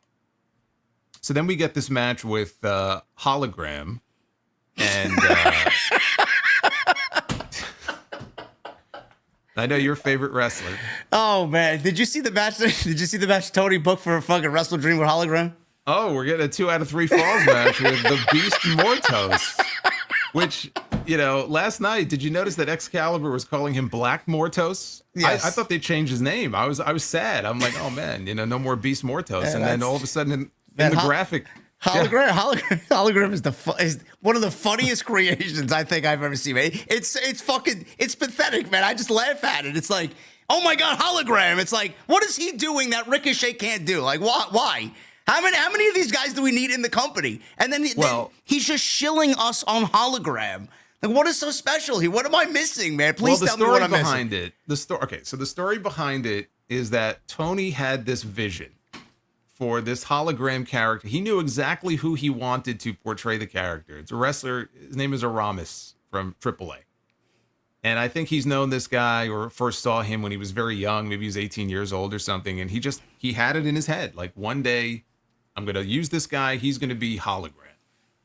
Where he got the hologram concept or name from, who the fuck knows? He probably dreamt about it one day, but whatever. So he had this particular person in mind for the role, and he wanted to push this person. And so they ended up with the hologram character, which, you know what? That's fine. That's whatever. That's fine. I look at hologram, honestly, I look at him, I think of Axiom. I just see there's just a similarity there. Sin Cara? But anyway. Yeah, for whatever reason, I think of Axiom, though. And he's a very good wrestler, right? You've seen He can do, he can do a lot of amazing things. And look, when I was a kid and I would collect my Marvel comic cards, I always loved buying holograms. Okay, so look, I love me some hologram. Great. So he's in the ring last night with Commander. And they're on Dynamite. They have a match. I compared it in my review. I said, this reminds me of the old days of Nitro, where you would have that really fun, fast-paced cruiserweight match. And then you would end up getting the stars after that. So you had a little bit of everything. Now, by no means is Dynamite WCW Nitro at its peak. Okay, I'm not saying that. But I think there is a place for matches like that. The problem is we see matches like that all the time now. Like literally every single show, every single week. And they bring in, you have people on the Ring of Honor roster. You have people that Tony brings in from other promotions, CMLL. We've got plenty of luchadors and people who could do all kinds of very acrobatic things, including Ricochet, who he signed. But the whole reason he signed Ricochet was to do the match with Will Ospreay, which has already been done. But that's neither here nor there. The match ends. Hologram wins. He's now 14-0, by the way. Did you know that? He's getting up there to Jade Cargill's record. Boy. Yeah. Oh, my goodness. He is on just a monster streak. This man cannot be stopped. It's a good thing the Mets don't have to face Hologram. So the match is over, and they get attacked by Roosh and Dralistico and the Beast Mortos. I just laugh now when I say that name. So they're in the ring, and they put their fists out. They're doing their pose, and Mortos is a little leery, but he joins them. And then I look over, and on the stage is Jake the Snake Roberts. It's as if I was doing my Be the Booker segment that I do at the end of my streams, where I push a button and it just completely randomizes and then it just lands on somebody. I feel like that's kind of what we ended up with here. And there's Jake Roberts, and he's saluting. He's like fisting Roosh from the stage, right? They're pumping their, I should say that differently, but like, yeah, he's pumping his fist into the air. And I'm like, well, this is certainly not the pairing that I was expecting. I will say this. It is not the worst idea in the world to take someone like Jake Roberts, who we know can speak, maybe not very well these days because his voice is shot, like kind of like Vince, but he's one of the best promos in wrestling history. The man knows how to talk, right? He could turn a phrase. And to make him the mouthpiece for some of your talent where promos are not their strongest suit, right? Roosh, Roosh knows some English, but he's not, I wouldn't call him a great promo. Dralistico. When was the last Dralistico promo you heard? Or does the Beast Mortos even speak, or does he grunt? I have no idea. I've never heard a Beast Mortos promo. So the idea of putting Jake Roberts together with guys who don't usually speak or speak very well on TV, not a bad idea. But do I think this pairing really makes any sense beyond just trying to give them a mouthpiece? This particular pairing? Fuck no, of course not. It doesn't make any sense at all. It's completely random. And I have absolutely no faith that it's going to matter anyway, because do you honestly think that we are going to get consistent television time with these guys and Jake Roberts on TV every single week? No, they'll be on Rampage. They will be on Rampage until and if Rampage gets discontinued. I don't think it's confirmed, but it looks like Rampage is going away. And so if Rampage goes away, maybe they'll end up on Collision, and that'll be the end of it. And that's the other problem. Whether it's these guys, whether it's Lance Archer now being a part of the Callis family, it's been years now. They've been booked into the ground. Tony Khan clearly does not see them as any kind of real priority. If he did, then they would be in a much stronger position than they're in right now. I have no faith that this is going to make a lick of difference for any of these people. None. What happened? What happened to Preston Vance? Wasn't he in LFI? Fuck you asking me for? I have no fucking idea. How many times did they remake LFI? What is this, the fourth time? I mean, how many LFIs do we have in AEW?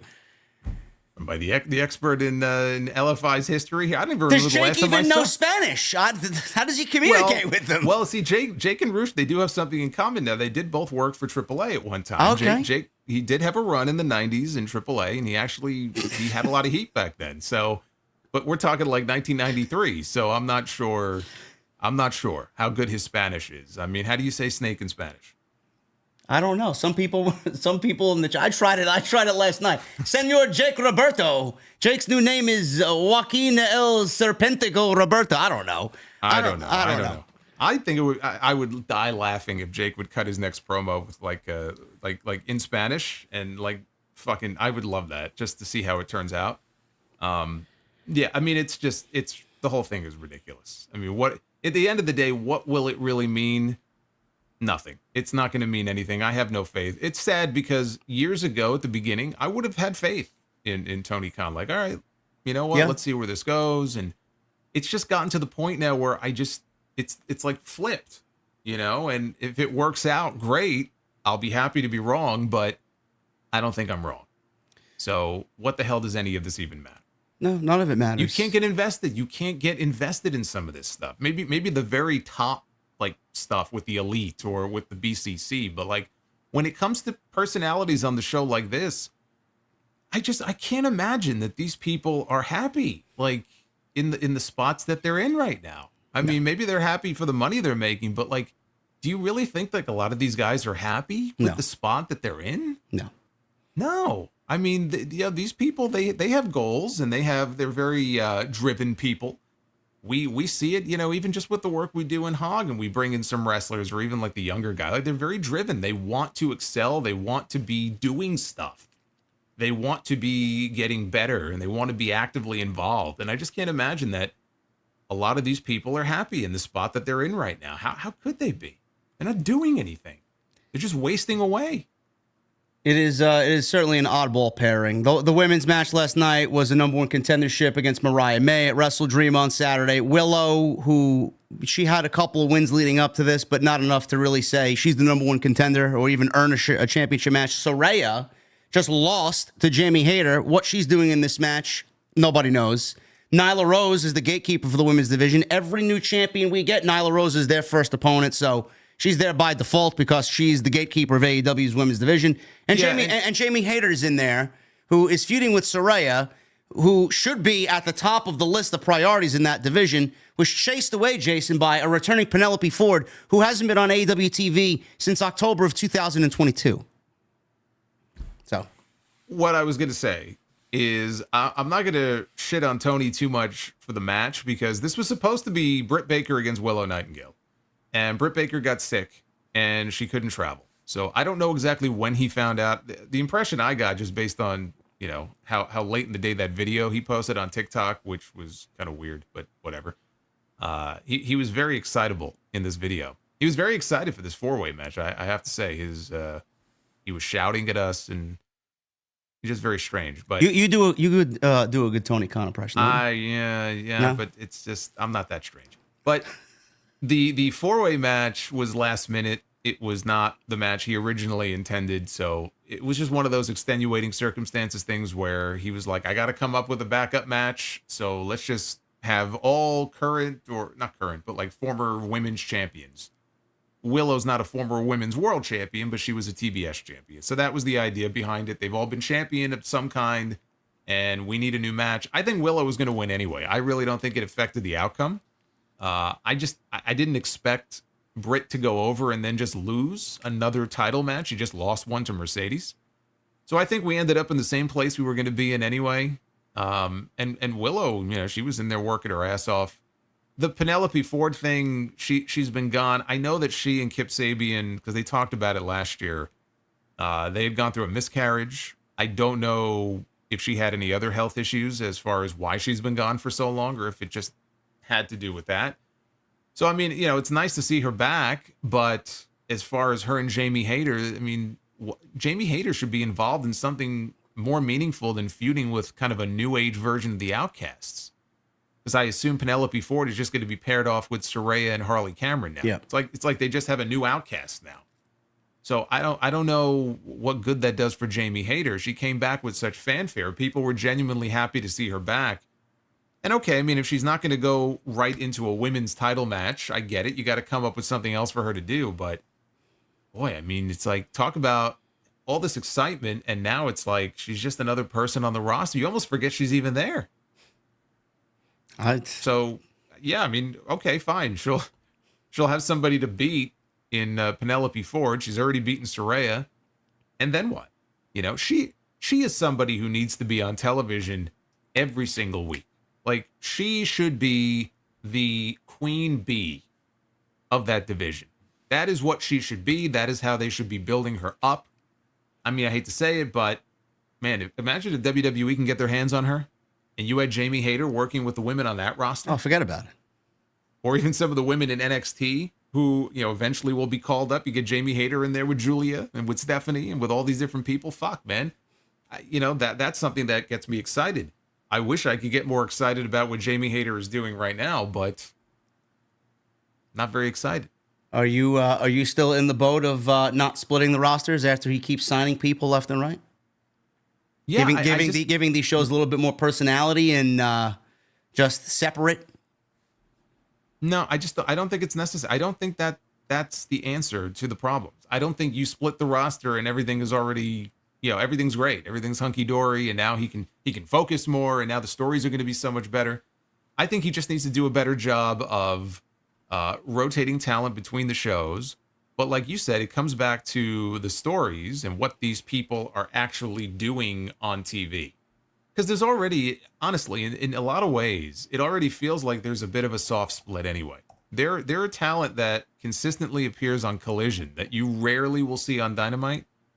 It almost feels to me like there's a soft split with a lot of people as it is.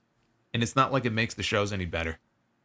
Right? I mean, there are certain people who you will see on Collision every week. It has kind of its own personality. Unfortunately, it's just not a very exciting personality. You'll get some good matches, but that's about it. I don't see a brand split, or doing a WWE style brand split being some kind of game changer for this company. I don't see that making much of a difference. I think there's a bigger problem here that needs to be addressed. You address that first.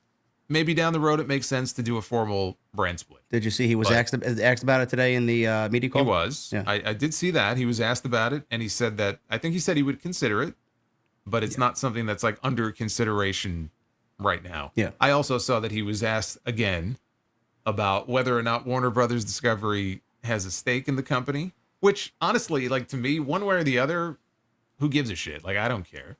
It's not like if he comes out and says it, that it's some horrible thing. Maybe there's a reason why. Maybe he can't reveal it. I don't think he can't reveal it. But again, he gives the non-answer where he gives the non-answer answer where he doesn't say yes, he doesn't say no.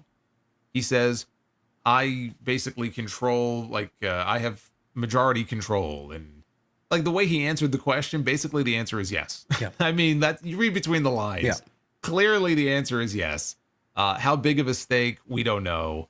But again, he dances and dodges instead of just answering the question, which I feel like only makes it worse. So I heard that as well. Was there anything else that was noteworthy that came out of that call today? Not that I saw. I see people tweeting about it on social media. It was just the same people and the same line of questioning. I mean, TV deal. Roster split was one of them. That you just mentioned, the stake in the company was one of them. That's about it. Oh, Ring of Honor. I think he did. Oh, yeah, Ring of Honor too. Yeah, yep. Yeah, and he did say that Ring of Honor has no part in this deal, but that he intends to make it a major priority going forward, which is something he said before. He wants to make it a major priority, but I think some people were still wondering if maybe there was an ROH element to this media rights deal, and he basically shut that down today. Doesn't mean it can't be in the future, but if it hasn't happened by now, that means they're not interested. Yeah, I don't think that anything's going to happen there with Ring of Honor. Yeah, it was a very basic call today. There wasn't really much. It was very brief. I think it was like 45 minutes or so, probably less than that, but nothing major coming out of that. Yes, Dynamite was very questionable last night, and I'm glad Jason got his mini rant out there, because I know I did my share of ranting last night, and I'm sure he did as well, but it's not in a good place right now. I don't care what anybody says. Not in a good place right now. And WrestleDream, before we get to your super chats, we'll go over the card here quickly and just go over preview and predictions.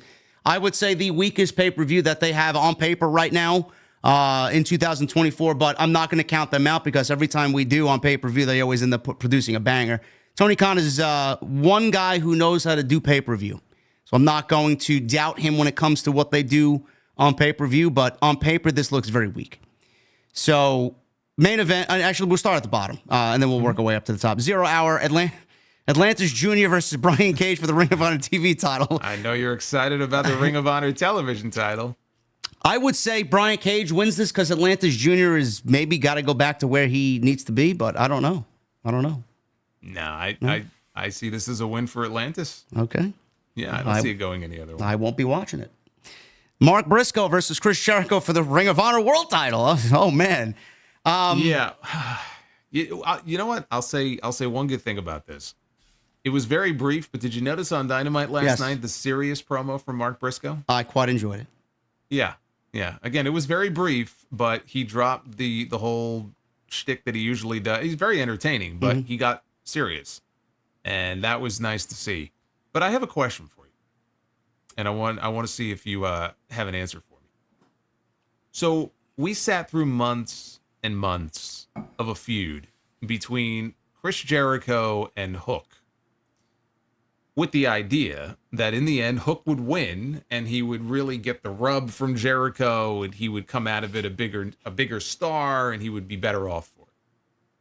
And he beat Jericho and he won back the FTW title and then promptly retired it. Here we are now on the WrestleDream card. Chris Jericho has a match and Hook doesn't. Does that make any sense to you? It does not make any sense to me, but I think you have said it, and I know Jesse and I have said it on Wednesday. The Learning Tree storyline is basically a shoot in everything that they do. Jericho is desperate for TV time, and it doesn't matter who is in his way, and the Jericho Vortex is going to swallow them up and spit them out. So basically, it helped Jericho, and it didn't do anything for Hook. We got the FTW title retired, which is great, but I would say Hook, if Christian Cage is the one who attacked Taz and put Taz on the shelf, he would probably benefit working with Christian Cage and the Patriarchy in the little bit that they have TV time already together. I would say I'm more interested in what he's doing with Christian Cage right now than 9 months of Chris Jericho. I just find it odd that after going through all of that again, here we are, we have a pay-per-view coming up, and Jericho has a match, and a title match no less, and Hook has nothing. When does somebody start to realize that him being on TV weekly is harming the show? Does anybody care to comment on that, or they just don't care? Well, I mean, you could ask Tony, but you probably won't get an answer. No, everything's great. Jericho's original AEW champion, first time AEW champion, and then hi guys. We'll go into a spiel about why AEW is so important and the TV deal is so great. Well, Mark Briscoe is yes. Hopefully, I would imagine going to win this. You don't want to see Jericho as the Siete? You know, he already held it once. He was the Ocho. So Yes. I think Siete is 7, right? Is it? What? Nueve. I'm sorry. Is that Nueve? Yeah. Okay. I don't fucking Good thing you're not cutting those fucking promos for Roosh. You'd fuck it all up. Oh, man, I'm sorry. Anybody listening to me, I apologize, man. It's Can't late. even count this guy. It's late. So I don't even have a beverage in front of me. I didn't drink no alcohol today, so it's just me being sleepy. Jack Perry. Yes, Mark Briscoe's going to win. Jack Perry versus Katsuyori Shibata for the TNT title. I guess, the funny thing is, I forgot to tell you, and this match reminded me. Last night in the Super Chats on my Dynamite NXT stream, I had somebody by the name of Tony McMahon mentioned that he gets his booking ideas from Solomonster's Be the Booker. I guess this is where he got this match, too. Wow. Okay. Yeah. There you go. See, Yeah. I see. I thought something looked familiar about this booking on this show. Yeah. Yeah. I don't know what Katsuyori Shibata's got to do with the TNT title, but this is a match simply to please Tony Khan because he loves Shibata. Yeah, but it's where the best wrestle. So. Okay. Jack Perry. It's all you need. That's all you need to know, you Mark. Okay. That's it. That's all you need to know. Man, here I was hoping Jack Perry does something special with the TNT title. He's done nothing with it. Jack Perry's going to retain. Yep. Young Bucks private party for the AEW Tag Team Championships. I have said very frequently, and Jason and I are very familiar with private party because they're HOG originals. Mm-hmm. I felt like they needed a change well before what we're seeing now, but I actually quite like Isaiah Cassidy getting a little bit more serious. I asked last night, where has this private party been? Mark Quinn hasn't really said a lot, but if he got on the same wavelength as Isaiah Cassidy and started being serious and they kind of grow up a little bit, I'd love to see that version of private party, which I think is maybe 3 years too late. I don't really think it's going to result in a tag team title win. I would be happy for them if it does, but I just don't see the Young Bucks dropping the title. But if this does anything for Private Party, Jason, and it makes them grow up a little bit and they get a little bit more of an edge and a character change, I think that would be a great thing. Yeah, I mean, it would be nice to see this match at least legitimize them again. It was weird seeing the highlights last week, and what was it, the second episode ever of Dynamite where they beat the Bucks. It was 5 years ago. The good old days. Well, it just you look at their career over the last 5 years, and I know Mark Quinn had that serious injury. He was out for a while, but it's kind of like Santana and Ortiz, where you would imagine, of course, they would get a run with the tag team titles, and they never did. And neither is Private Party. I would like to see them get a run with it. I don't expect that to happen here, but I do think they could go in there and at least have a credible showing and maybe take the Bucks to the limit, maybe more than anybody else has thus far, and then fall short, which I'm sure they will, because I don't see a title change here. But Hopefully they can come out of this better than they were going in. But if they lose, what happens then? Even if they have a great showing, which I'm sure they will, if they fall short and they don't win the titles, and then they're out of the running, right? So it's on to the next. Where does that leave Private Party? Back to Rampage. Right. So it goes back to what I said earlier when I was talking about Archer and Roosh and everybody else and Jake being with them. What does it matter? Just on the show to fill a spot. That's all it is. What is it going to lead to? Do we have confidence that it will lead to something else meaningful for them to do? No, I don't. Bucks will win. Will Ospreay, Ricochet, Konosuke Takeshita for the International Championship triple threat match. This is probably the one match I'm looking forward to most. One of three matches I'm looking forward to on this show. The other two are Paige, Jay White, and Bryan Danielson, Jon Moxley. But this one probably number one. Who wins this, Jason? I mean, I think we both discussed this, and it was very apparent that AEW was going to do Takeshita, or at least teased it, Takeshita versus Okada. All of a sudden, that got dropped. I mentioned last week with Jesse when we discussed Dynamite and Takeshita coming out there that I don't know why him going after the International Championship is the right move here, but if they hold off on Okada and Takeshita, I could absolutely see them having Takeshita beat Okada in the Continental Classic and then win the title there, which I would be okay with. It's just very silly that they teased it now to lead to nowhere and then have him just jump into this program with Will Ospreay and Ricochet. But who wins here? Because I know we all talked about this, whether you like the match happening now or not. I think we could all agree that there needed to be a little bit more meat on the bone when it came to Ospreay and Ricochet. Maybe what they did last week would lead into something. Maybe they tag team a little bit. Maybe they fight the Don Callis family together and then revisit a feud together next year at Revolution, or maybe going into Double or Nothing where things are a little bit more substantial. But we have this triple threat match just announced out of nowhere. Where does this go? Because the way that I look at it, Ospreay, he just won the championship a month ago. I don't see him losing it. Ricochet is there for a month and a half. He is very new. I don't really think we should be giving him a loss. And Takeshita needs a major win himself, because if they want to treat him like a big deal, he suffered a lot of losses already coming into this.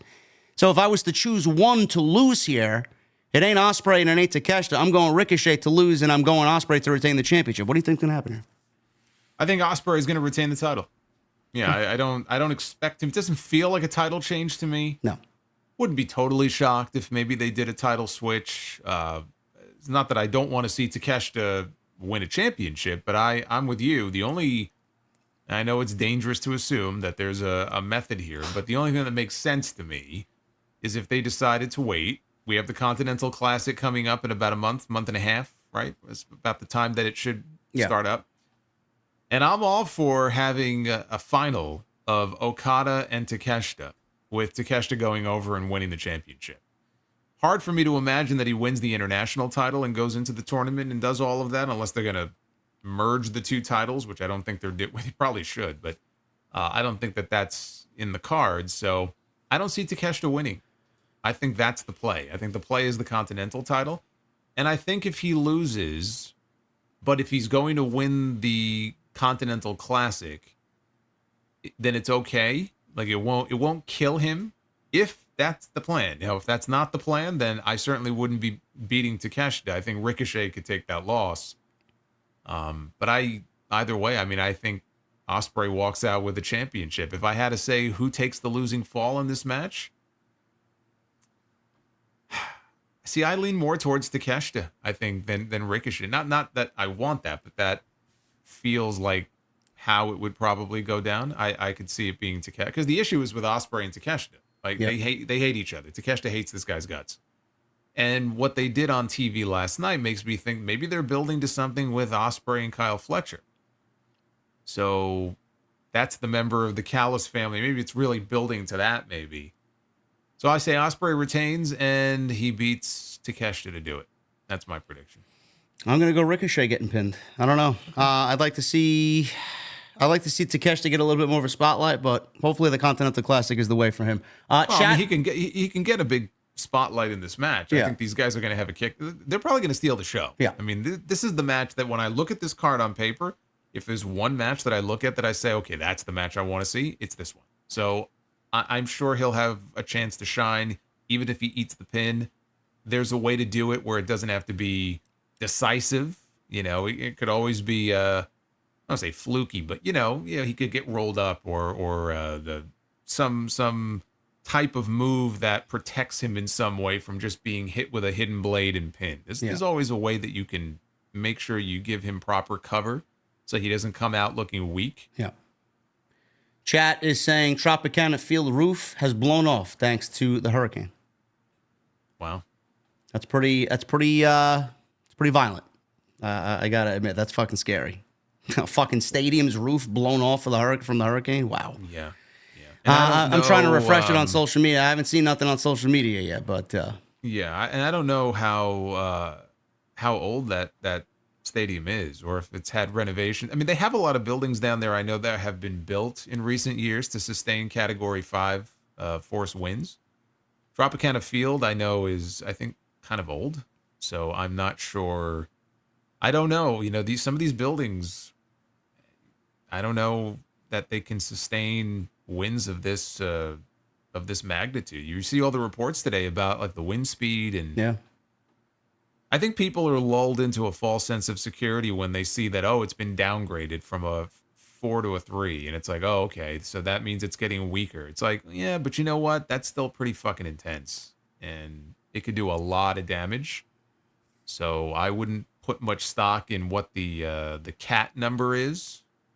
I still think that anybody who chose to stay behind, and if you're in an area where they told you to get out, you didn't get out, I just think you're taking a real risk by doing that. Yeah, I got friends down there that were contemplating staying or going, and they opted to go, and then they told me that they regretted going. I'm like, no, you made the right decision.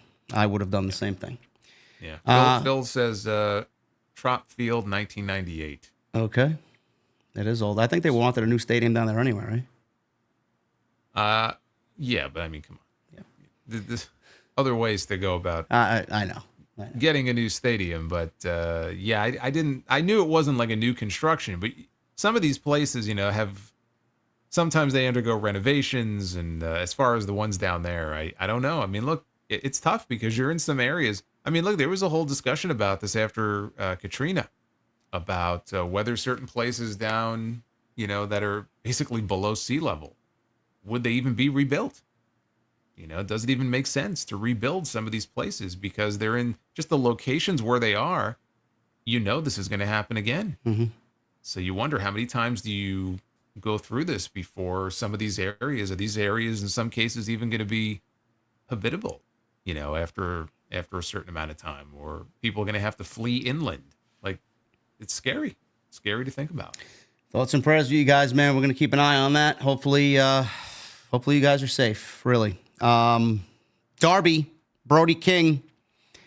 I thought, Jason, I don't know what you said, but I thought Darby's open challenge would be answered by Bobby Lashley. That was my prediction last Wednesday when I did my show with Jesse. But Brody King answered the challenge in Saturday's Collision. It's not really a story. It's more of a throwback to their history together and Darby and Brody joining AEW. But what we got last night was a decent little segment between the two, and ended up with Brody King bleeding because Darby pulled out a rock from his coat and smashed him in the face.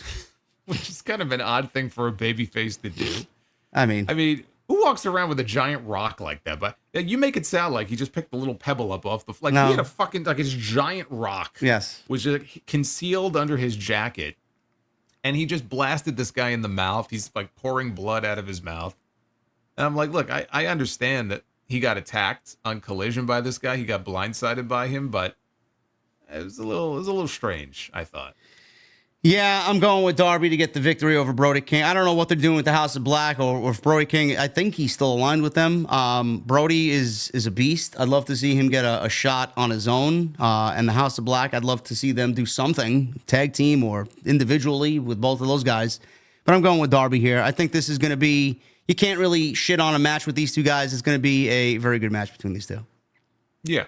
Yeah, and again, they're in Washington, which is Darby's backyard. I don't see him losing here. Adam Page and Switchblade Jay White. I'm looking forward to this. I'm glad Jay White's back on television. He says he wants to get through Page and then obviously focus on the World Championship. I don't know if that is going to happen for him. He may also end up in the Continental Classic again this year, which he did very well last year. But I'm going with Adam Page here because I just physically can't see Adam Page losing coming out of that steel cage match with Swerve. I think that would be taking several steps backwards if you're Tony Khan and his creative team. I'm going with Adam Page over Jay White. Yeah, I think it's great to see Jay White back, number one. And number two, he's wrestling singles. I think that's what he should be doing and not just being, tossed back into the trios pool. But I think Hangman wins, and I wouldn't beat Hangman, honestly. No. I would not beat him until he wins that title, and I would at some point get that title on him. So I would not be beating him. So I have him going over here. I agree. And the AEW World Championship, Bryan Danielson, Jon Moxley. This is the main event for WrestleDream on Saturday. There's one more thing. Swerve. So actually two more things. There's two more things. How could you forget Hologram against the Beast Mortos in a 2 out of 3 falls epic encounter here on this show? My apologies. My apologies, Tony. I know he's your guy, but I'm going Hologram in the 3rd fall. Yes, I'm going with Actually, Hologram. You know what? Is it? Do we even pin him? I don't know. Do we pin Hologram in this 2 out of 3 falls match? No, I think Hologram goes over. And I think it's a little ridiculous because you just had this segment on TV with this new pairing led by Jake Roberts. And you're going to have the Beast Mortos lose. Now, maybe he won't. Maybe he'll win. Maybe they'll surprise us. But I don't know. It feels like, Tony's all in on Hologram. And you got to get him to 15-0 at least. And so the Beast Mortos, I think, is going to have to take the loss. So it's going to be a tough first night for Jake with his new, I guess, clients? Would you call them? I guess associates. Yeah. Listen, Associates. I threw it out there last night. I made a very, very wild and bold prediction. I said, with Hologram and his superstardom now in AEW, I feel like Tony Khan is going to create the Cruiserweight Championship to put it on Hologram. Oh wow, another title! I can't wait. That's awesome. I mean, where does Hologram go, though? Have you asked yourself that question? What is his ceiling? I think his ceiling has been... enough fucking titles in this company, and you are now creating a new one? Well, maybe they drop the Trios Championships and just get rid of them. They're not dropping the Trios Championship. Why do you think they're going to drop the Trios Championship? Well, Wheeler Yuta got his ass kicked last night. So what? You got to do something with it. We had no Trios Champions. Oh no! They got rid of the FTW title. Yeah, but that wasn't their title. That belonged to somebody else. Oh, it was a title for sure. Yeah, well, let's not create new ones, please. That's the last. You forgot we have the Owen Hart titles too. Technically, those 2 more titles that they have. Yeah. Yeah. So I'm going with Hologram, and then there is one other thing. You mentioned Swerve. Swerve Strickland is going to be back on this show. Now, he's not announced for a match, but I believe this is where we get the debut of Bobby Lashley. Yeah. Because it was a year ago on this show, we had the debut of Adam Copeland. And so I think it's going to be the debut of Bobby Lashley on Saturday. I agree. We got MVP at Grand Slam. We got Shelton Benjamin last week. And we got Bobby Lashley on Saturday. Yep. So now, do they have is it just like an appearance? Like he comes out and there's like a stare down? Or do we get like a pull apart brawl? Or they're going to lay out Swerve? I mean, how do you think it's going to go down? I think we get a hurt lock and Swerve is left after a hurt business beatdown. Okay. Yeah. Okay. But then again, I mean, he's trying to recruit Swerve. So Swerve would have to first turn him down. Yes. Okay. And then Lashley would come out. Yeah. Yes. I see. That's how I see it going down.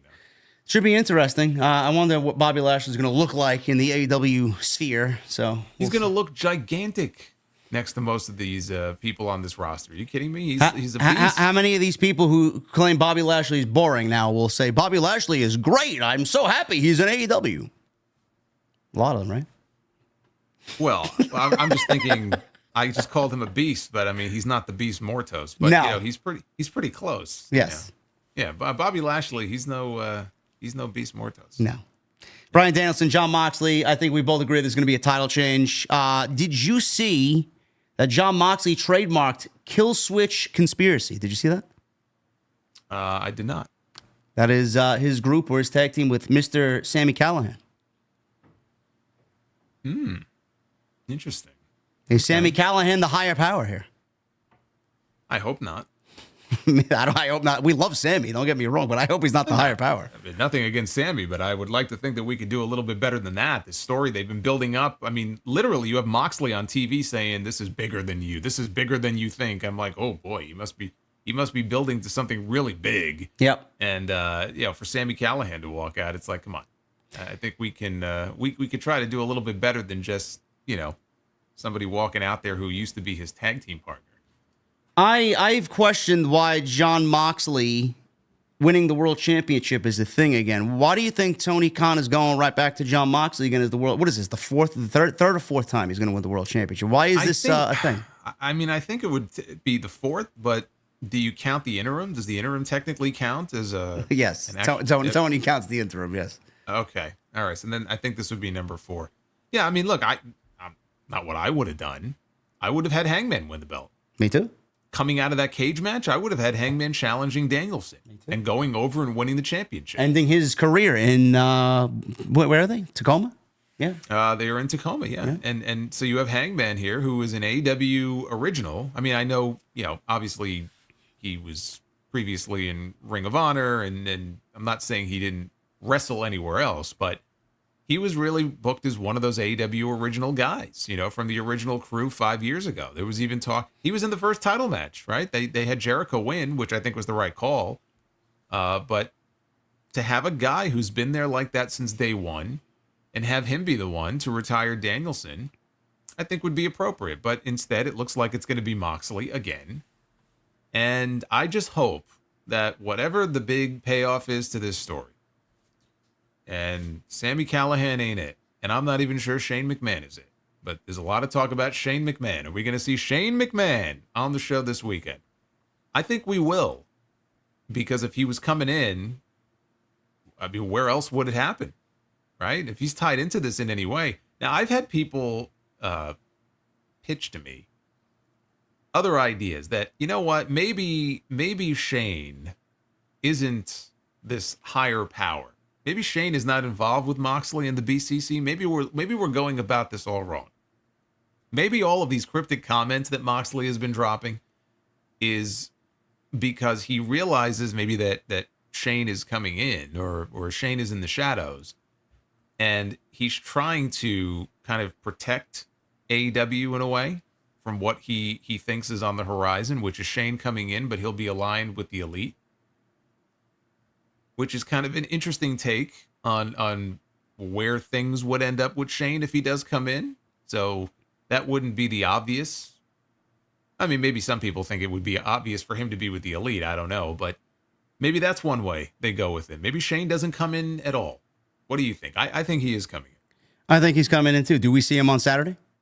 I think we do, yeah. Yeah, I think that's what this is building to. I think that's the big angle that they shoot at the end of the show. I think he has to show up. Well, they need something to fucking give them a shot in the arm, whether it's Shane or something. Yeah, I think we see him as well. I think it does lead to Shane. I don't know what the whole trademark of that name is for Jon Moxley. Maybe Sammy joins them. It would be weird to see Sammy in AEW after all this time. I mean, I think he's doing pretty well on his own. But yeah, I'm just trying to figure out why Jon Moxley needs the world championship to play off this story. I don't really think it's necessary. If it's bigger than AEW and bigger than what's going on with O'Brien, why does he need the title? That's what I asked. Well, look, everybody should always strive to want the title. The title should be the most sought-after prize in the company. So in that regard, it makes sense. But does Jon Moxley need the championship again? No. Are there better options to put the title on than Jon Moxley? Yes. That's not the direction they chose to go. And maybe it will all make sense after this weekend. There's that word again, okay? I don't know if it will or not, but maybe once the payoff comes or maybe there's a big swerve, I don't know, but maybe it will make sense. We've seen Moxley and Danielson before, right? They've had some good matches. Didn't they wrestle a Grand Slam last year or the year before? Moxley and Danielson? Yeah, I think so. I think well, yeah, it would have been after Punk after Brawl Out happened. Yep. Yeah. So we ended up with them at Grand Slam. So they've had a few matches before. We know it'll be good. I don't know if it'll steal the show, but everybody's going to be waiting to see. if you know who shows up at the end of the show. So we'll see. We'll find out, but that's the card. That is the card, and that is episode 68 on Wednesday night for TNT. Wednesday night because we were preempted last night for Title Tuesday and NXT on the CW. But thank you guys very much. Appreciate you guys. We had a constant 2,500 in here, and we are 14 likes away from 1,000. What happened? Tom McCade. Hold on a second. This is going too fast. Tom McCade in the chat says, hold on a second. Let me see if I can find this. Just cracked me up. He goes, Shane will take over from Jake and lead the Latino group in AEW. You know what? That'll make about as much sense as putting Jake with them to begin with. So, hey, why not? Hey, listen, man. It's for the sickos. They love it. They don't want to hear anything. But thank you guys very much, man. Please hit that thumbs up. We are 11 likes away from 1,000. Super chats. Love the energy, man. We're going to get into it. Everything you need is in the description. Follow Jason and I on social media and on YouTube. Everything in the description. Ian Gomez with a $10 super chat. I listen to you and Jason at work, and it really helps get through a boring workday, though I need to remember to turn the volume down during JD's rants about the product since I get weird looks from others. Don't worry, man. I get weird looks from a lot of different people. But you laugh, and that's all that matters to me. Nismo Hunsho, new membership. Thank you, brother. Corey Williams, 26 months. WWE NXT Wrestling was better than AEW Wrestling Dynamite last night. Yes, it was. Yes, it was. Paul David with a 50. Hello, gentlemen. Did I just hear a final score in Queens? Congratulations to the Mets. Francisco Lindor is on another level. It's called clutch. That's what that is. I'm not gonna lie. I was getting worried there because they had two bases loaded. They had the bases juiced 2 different times and they couldn't score one. And now they did it again. I'm like, look, if they don't plate somebody here, they don't deserve to win this game. And then as soon as I thought that, boom, they left the park, and I was a happy man. It's the biggest hit of their season. Biggest hit of his career. Yep. Michelle with a 2. Dynamite earned that low rating. The show was shit. Well, thank you, Michelle. Thank you for letting us know how you feel. And Dodgers now lead 8-0. So there you go. Series is going to be tied 2-2, right? After that? I believe so. Michelle, thank you. Adam JD 519, 7 months. JD Solomonster, salute to the best duo in the IWC. Shout out to the Mets in the NLCS. OTS for life. TNT Solomonster sounds off. Thank you, Adam. Thank you, man. It's going to be an exciting week. We just have to find out who they play now. It's going to be the Dodgers or the Padres. I'm pulling for the Dodgers. Yeah. I mean, I don't want to face Ohtani, but I'm pulling for I think the Dodgers are going to make for a better matchup for us. Yeah.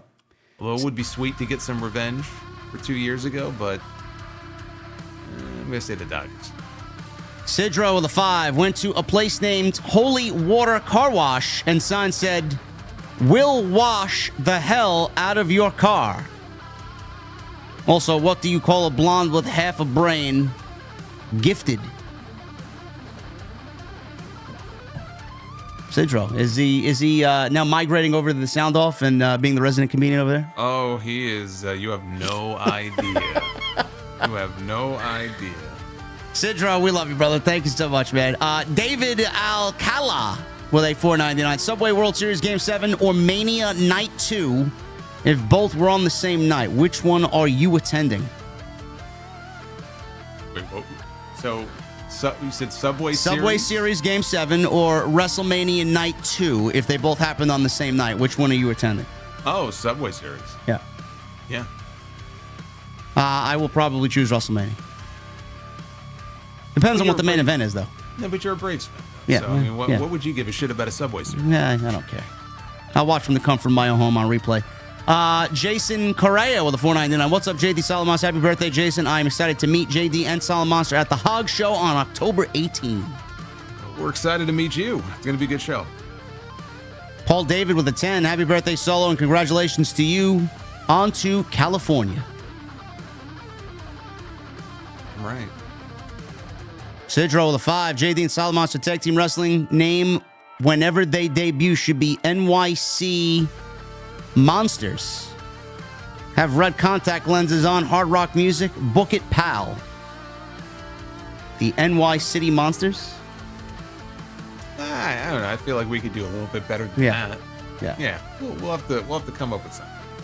We'll brainstorm. Hopefully we don't get one of those lists from WWE like Austin did that had like Fang McFrost and Ice Dagger and all these fucking terrible names. Yeah, you might have to have Jason choose our theme music, because the one time that him and I did karaoke with Brian Zane in Vegas for Double or Nothing, I chose "Bob with the Bob" by Kid Rock. Yeah, you son of a bitch. Yeah, don't leave the music to me, man. Never again. I don't know how much I had to drink before that, actually. I don't even remember. It was a good time. You were sober enough that you knew what you were doing, yes. And that's what made it worse. Yes. Sidro with the $10 super chat. My mother was so surprised when I told her I was born again. She said she didn't feel a thing. Also, what do you call a mobster who's buried in cement? A hardened criminal. Blue Chew. Code JD at checkout. Is that Sidro? Yes. Yes. Born again. Dark Star with a $9.99. Hello, JD and Solo. I start wrestling school in January to take a chance on myself to get away from this boring 9 to 5 and to pursue something I have so much passion for. Appreciate all that you guys do. Well, I wish you the best of luck, man. It's not going to be easy, but you put the work in and you commit yourself to it, I think you'll do well. Yeah. Good luck, brother. It's tough. From what we see at the Hog School, man, it is tough. Couldn't be me, but I hope you do well, and I wish you nothing but success. Nisha with a $9.99 super chat. What's up, JD and Solomonster? Happy both of you are back. Question: why won't Punk work a Saudi show? Thanks for the awesome show tonight. Always love a good TNT. I think it has something to do with what he said about The Miz sucking something along those lines. No? I believe the quote, if I remember correctly, was "Go suck a blood-covered dick, you dork." Yeah. I don't think Punk is. I mean, God, man, he would be chewed up and spit out on social media if he worked that show. Yeah, so you're not going to be seeing him there. No. King Mo Jackson with a $4.99. Shout out to you guys for a cool show. I'm curious to know, what was the inspiration for you deciding to pair with Solo? How did this come about? Well, thank you, King Mo, for the $4.99. My good guy, Andrew Baydala, could not do the show anymore. That was the original concept of TNT that we came up with. He had family stuff to do, and he wanted to spend more time with his sons. And I went through a couple of revolving doors of co-hosts. And, shout out to Wilkins, who's great. He works with us at House of Glory. And Ango is a very good guy. Great channel on his end, right here on YouTube. But, Jason was the one I wanted to work with because I feel like he brings the most knowledge, and I mean, we've been working together in House of Glory for about 6 years now, so it's just, just a perfect pairing, honestly. And you guys seem to enjoy it, which is the most important thing to me. Worked out well so far. Yeah. Thank you, King Mo. Appreciate you, brother. Chris Lloyd with a $5 super chat. Aew is too talented to be stuck in the tag team division. She's getting over, and yet she is still doing solo work. Or isn't doing solo work. I don't get it. Cheers, guys.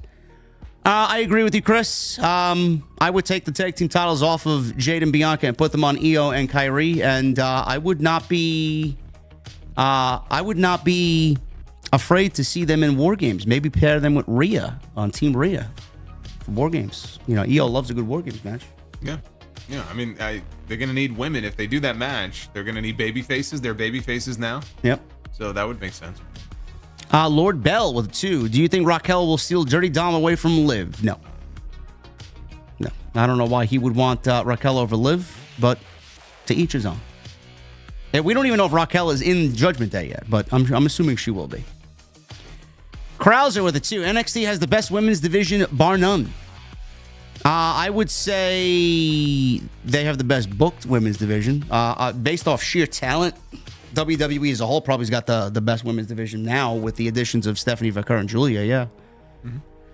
Michelle Moran with a 2. Does Punk Seth main event night 1 of WrestleMania? And if so, who wins? I don't know. I do think it happens at WrestleMania, but I don't think that's Punk's main event. If he gets Gunther, he will certainly be in the main event of night 1. Yeah, I mean, I would think that you want that World Heavyweight Championship, ideally, in the main event if you can on night 1. Unless you get like a detraction. Like, if Austin was going to agree to a match or something, because he said he'll be there. I mean, he's living in Nevada, so he doesn't have to travel very far. I don't know if he's going to do a match. I think he'll be involved in the show. But barring a major attraction like that, I think you would want to have your World Heavyweight title in the main event, and I just don't think either one of them are going to be champion come WrestleMania, right? I would think it would still be Gunther. Yeah. Maybe Punk wins the Rumble. I don't know. Could be. Cake with a 2. Raquel came to Dom's defense after he was dead. LOL. Yeah, listen, good for Dom, man. I don't know if that was planned or not, if that was an accident. He was hanging by his foot from that shark cage, but some scary shit, man. I'm afraid of heights. Good on him, though. Gary McGongle with a 199. It leaves me nothing but a microphone emoji. Thank you, Gary. Captain Solo with a 50. Thank you, Captain Solo. Love the pairing of you guys. You are the Batman and Robin of the IWC. Come on, man. Jason's not a Robin. Come on, man. Maybe he's, I don't know. Who are you? You would be the Joker, no? Or Batman? I'll be the Joker. You could be Batman. Yeah. Well, I can't do the voice, though. It's ridiculous. Like that Christian Bale voice is just too ridiculous for me. I think what other Marvel or DC character would I be? I don't know. What's a good pairing? I don't know. I'm kind of like I just had a thought. We were talking about hologram before, like, oh god, this great idea of Tony Khan's, and he always had this idea for him. How do we know that Tony Khan is not hologram? Someone actually said that on my thread on social media. Tony is hologram. He's like Peter Parker, or like, by day he's like the geeky guy, and then he puts the costume on and he's like flying around the ring and shit. Like, for all we know, hologram is Tony Khan. Someone in the chat said that his shoes were untied during that TikTok Instagram reel that he did, or whatever the fuck it was. Was his shoes untied? I wasn't looking at his shoes, but then again, I'm not that guy that was taking pictures of women's feet at the hotel either for the NXT yes, that's crew. true. So. Yeah, don't be that guy. Captain Solo, thank you, brother. How would you guys rate LA Knight's title run so far? And is Bruce Pritchard a WWE lifer? Why is Bruce still there? TNT for life. LA Knight is the right guy for the United States Championship. I think the program right now with Andrade and Carmelo is basically what's holding up SmackDown outside of the main event scene. And Bruce Pritchard is going to be there until he retires. Unfortunately, I do think that some deal with the devil's been made where he cannot. It's like he's immune. He's a cockroach. He'll be there forever. Yeah, I think LA Knight is doing fine. He's not involved in anything at the moment that's overly exciting. If I had to grade it on a scale of 1 to 10, I'd probably give it a solid 6 right now. Yep. Just hasn't had a chance to sink his teeth into a program with somebody that he can really go toe-to-toe with on the mic. And that's why I think if Kevin Owens is a heel now, if we were to get Owens and Knight at some point, I think that could be some good TV. That'll be some good TV. Tristan Johnson with a 5. Solo, your Mets will win the World Series. They are just like my Nationals in 2019, who were 19-31 in May that season. It sucks, but fuck Philly. Hashtag Nats in 2025. Hey, you said it. I don't want to say it because I don't want to jinx it, but there's a certain vibe around this team right now. Yeah. People talk about Julia, like her aura. They love that word. This team has an aura right now. They're scrappy. Like, there was a period of time where if they were down after a certain number of innings, I was like, that's it, the game's over. Now it's like you expect them to fight back and put runs on the board. So there's something special going on with this team, but again, I'm not gonna get ahead of myself. Take it one round at a time, and we'll see where it goes. Protect the Grimace at all costs, is what I say. Absolutely. Tristan, thank you, brother. Sidro with a 10. If we got Rock versus Roman and Cody versus Randy for Mania, which one main events? And if you put Rock versus Roman night 1 main event and Cody versus Randy night 2, then Rock steals another main event from Punk. If they do Rock and Roman, that is the main event. Yeah. Doesn't matter what other match they do. That is your main event. That's your night 2 main event.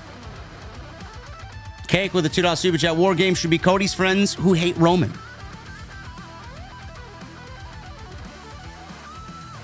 Cody's not going to have any more friends. Honestly, I think they're all pissed at him. I think there's an underlining story here where he's going to lose all of his friends and then he loses the world championship only to fight back and get it back. Well, I mean, Sammy's a friend. Jey Uso's a friend. So yeah. He still has some friends. Yeah. Captain Solo with a 5. In the wake of Punk versus McIntyre Hell in a Cell, where does Drew go from here? a good question. SmackDown. The Abyss with a $4.99. Bad Blood should have been Hell in a Cell, Andrade Mello for the black male PLE representation, Gunther versus Sammy, Rhea Liv, and then the main event. It's 1 week following the pay-per-view, man. We could look back and say it should have been this, it should have been that. You know, it was an okay show that was held up by Hell in a Cell. And we got a banger, which will go down as one of the greatest Hell in a Cell matches ever. So I think we should just take it and just be okay with it, honestly. There's no point. Hopefully they do better, though. 5 matches, 6 matches, whatever. I think there needs to be some slight changes, but hopefully they make them. Velocifactor with a $4.99. What's next for Obafemi? He feels too big for NXT right now, yet Raw and SmackDown are developing Breaker and Fatu as the new monsters currently.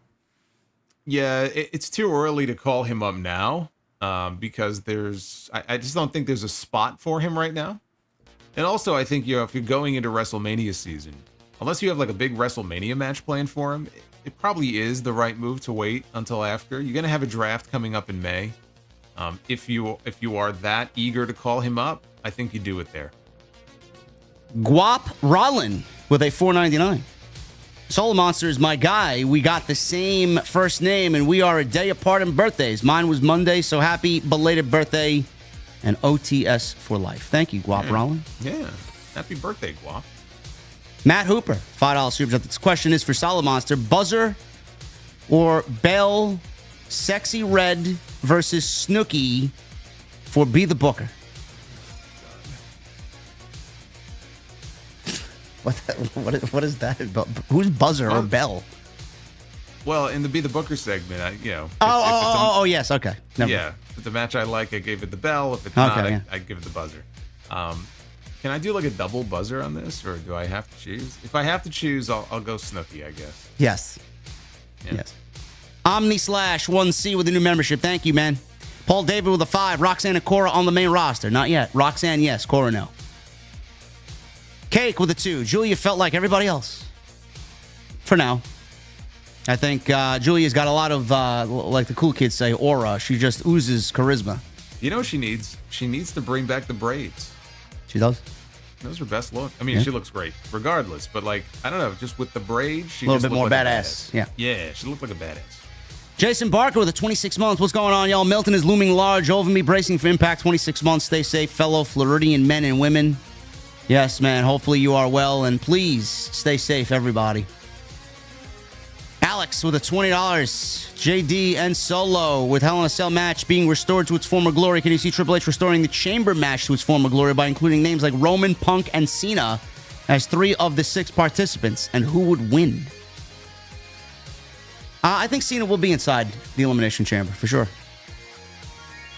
Yeah, he'll be in the Rumble. Yep. Chamber, I'm a little fuzzier on. Well, look, I mean, if he wins the Rumble, he won't be in the Chamber. But yeah, I think there's a good chance he ends up in one of the Chamber matches. I kind of feel like there's going to be a bunch of things like that where, since it's his last year, it's like the last time for him to do this and the last time for him to be a part of that.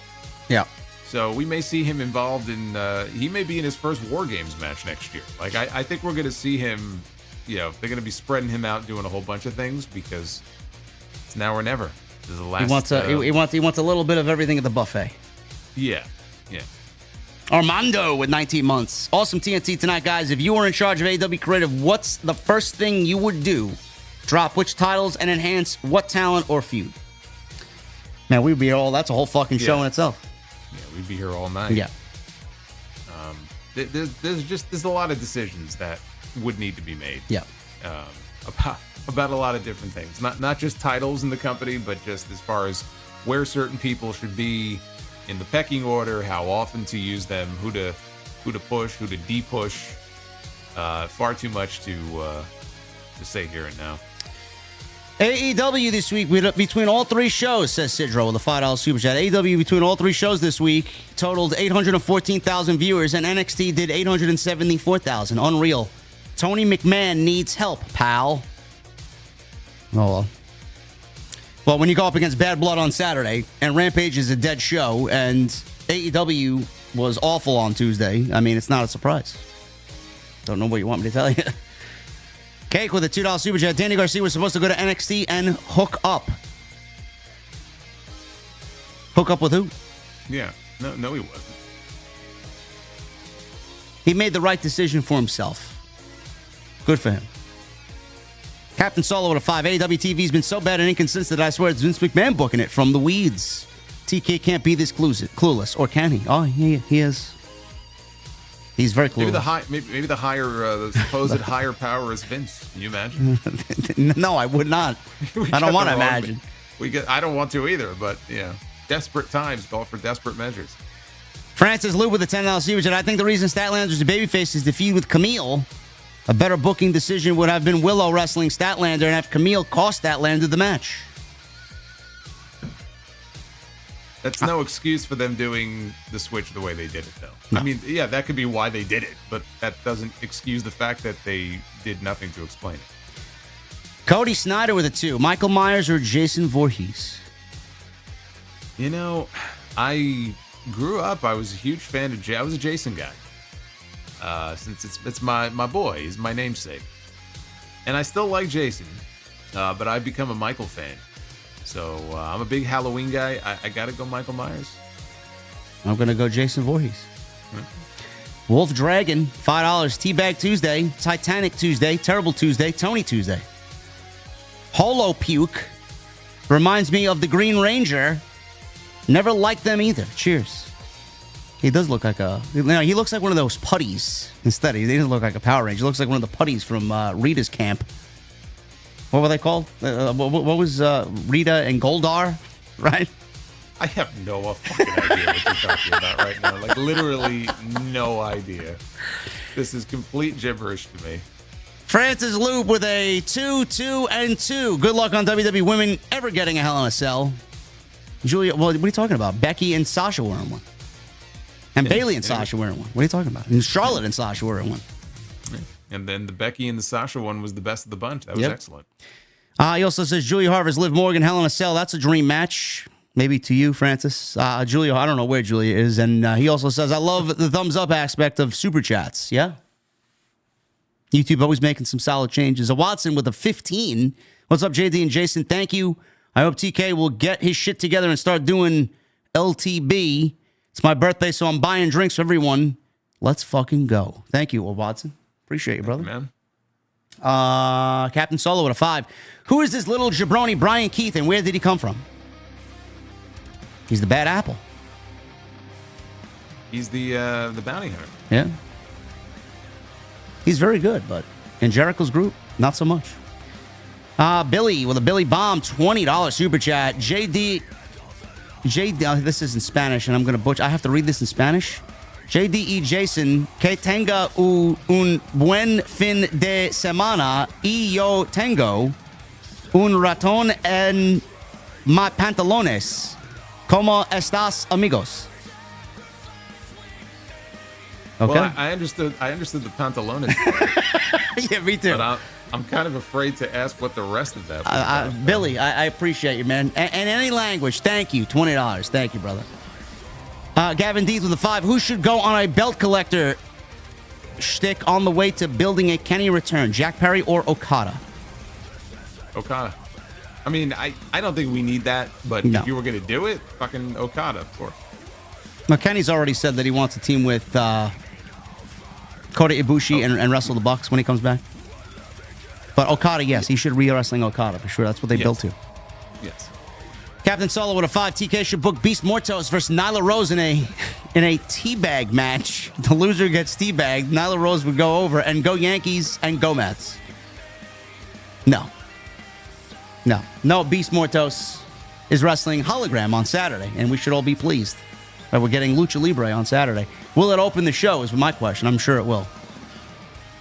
Daniel Malcolm with 5. Let's go Mets. Turn up Solo. Sinister with 60 months. Goldberg versus Gunther manifesting that banger as we speak. Great show as always, JD Jason. Black and Gold is overrated. You know what, Sinister? Oh, those are fighting words. Yes. Those are fighting words. Get out. Boots, $2. JD's rant woke me up at 1:45 a.m. What rant? I just did a Tony Khan, young child Tony Khan skit. Wasn't really a rant. Tony Brown with a $4.99. I wonder, does Julia... Tony, Does Julia taste better than she wrestled? I'm like, Tony. Jesus Christ, Tony. Put her away, man. David Thiering with a 20. What's up, JD and Solo? Great to see you guys both together again. Back on Tuesday nights, regularly Tuesday nights in my mind. Should always be Titan. Also, I said it on Solomonster's channel. Let's go Mets and do it for Grimace. Damn right. See, David knows what's up. Yeah. Thank you, David. Always good to see you. Gaming in real time with a 5. Fun fact, Grayson Waller is in Australia this weekend at PWA in Sydney, Australia. Good for him. M. Mills with a 10. No message. Shout out M. Mills. M. Mills, Always thank you. Good to hear from her. M. Mills, yes. And Live, Laugh, Love, Lie with a $4.99. Hi, Solo. JD, I once had a dream that you did a mukbang or a food review. Any chance of that happening in the future for either of you? A food review? No. A mukbang? I don't know what that. I don't know what that is. I don't. Food review, maybe maybe a whiskey review, maybe, or a beer review, alcohol review. I'd love to make drinks. I think I just read that the wrong way. I mean, somebody asks you, "Have you done a?" and then the word "bang" is in it, and your mind goes. I don't even want to. I don't want to know. Yeah, you sure you have never done a mukbang before? No. Okay. Anyway, guys, that is all we got. Sidro with another 5. Roman versus Kenny Omega. Gunther versus MJF. Julia versus Aew. Mercedes versus Bayley. Who wins these? Sidro. Jesus fucking Christ. Roman. Gunther. Julia. And Mercedes. There you go. There you go. Sound us off, man. Get us out of here. Well, I'll just leave you with this.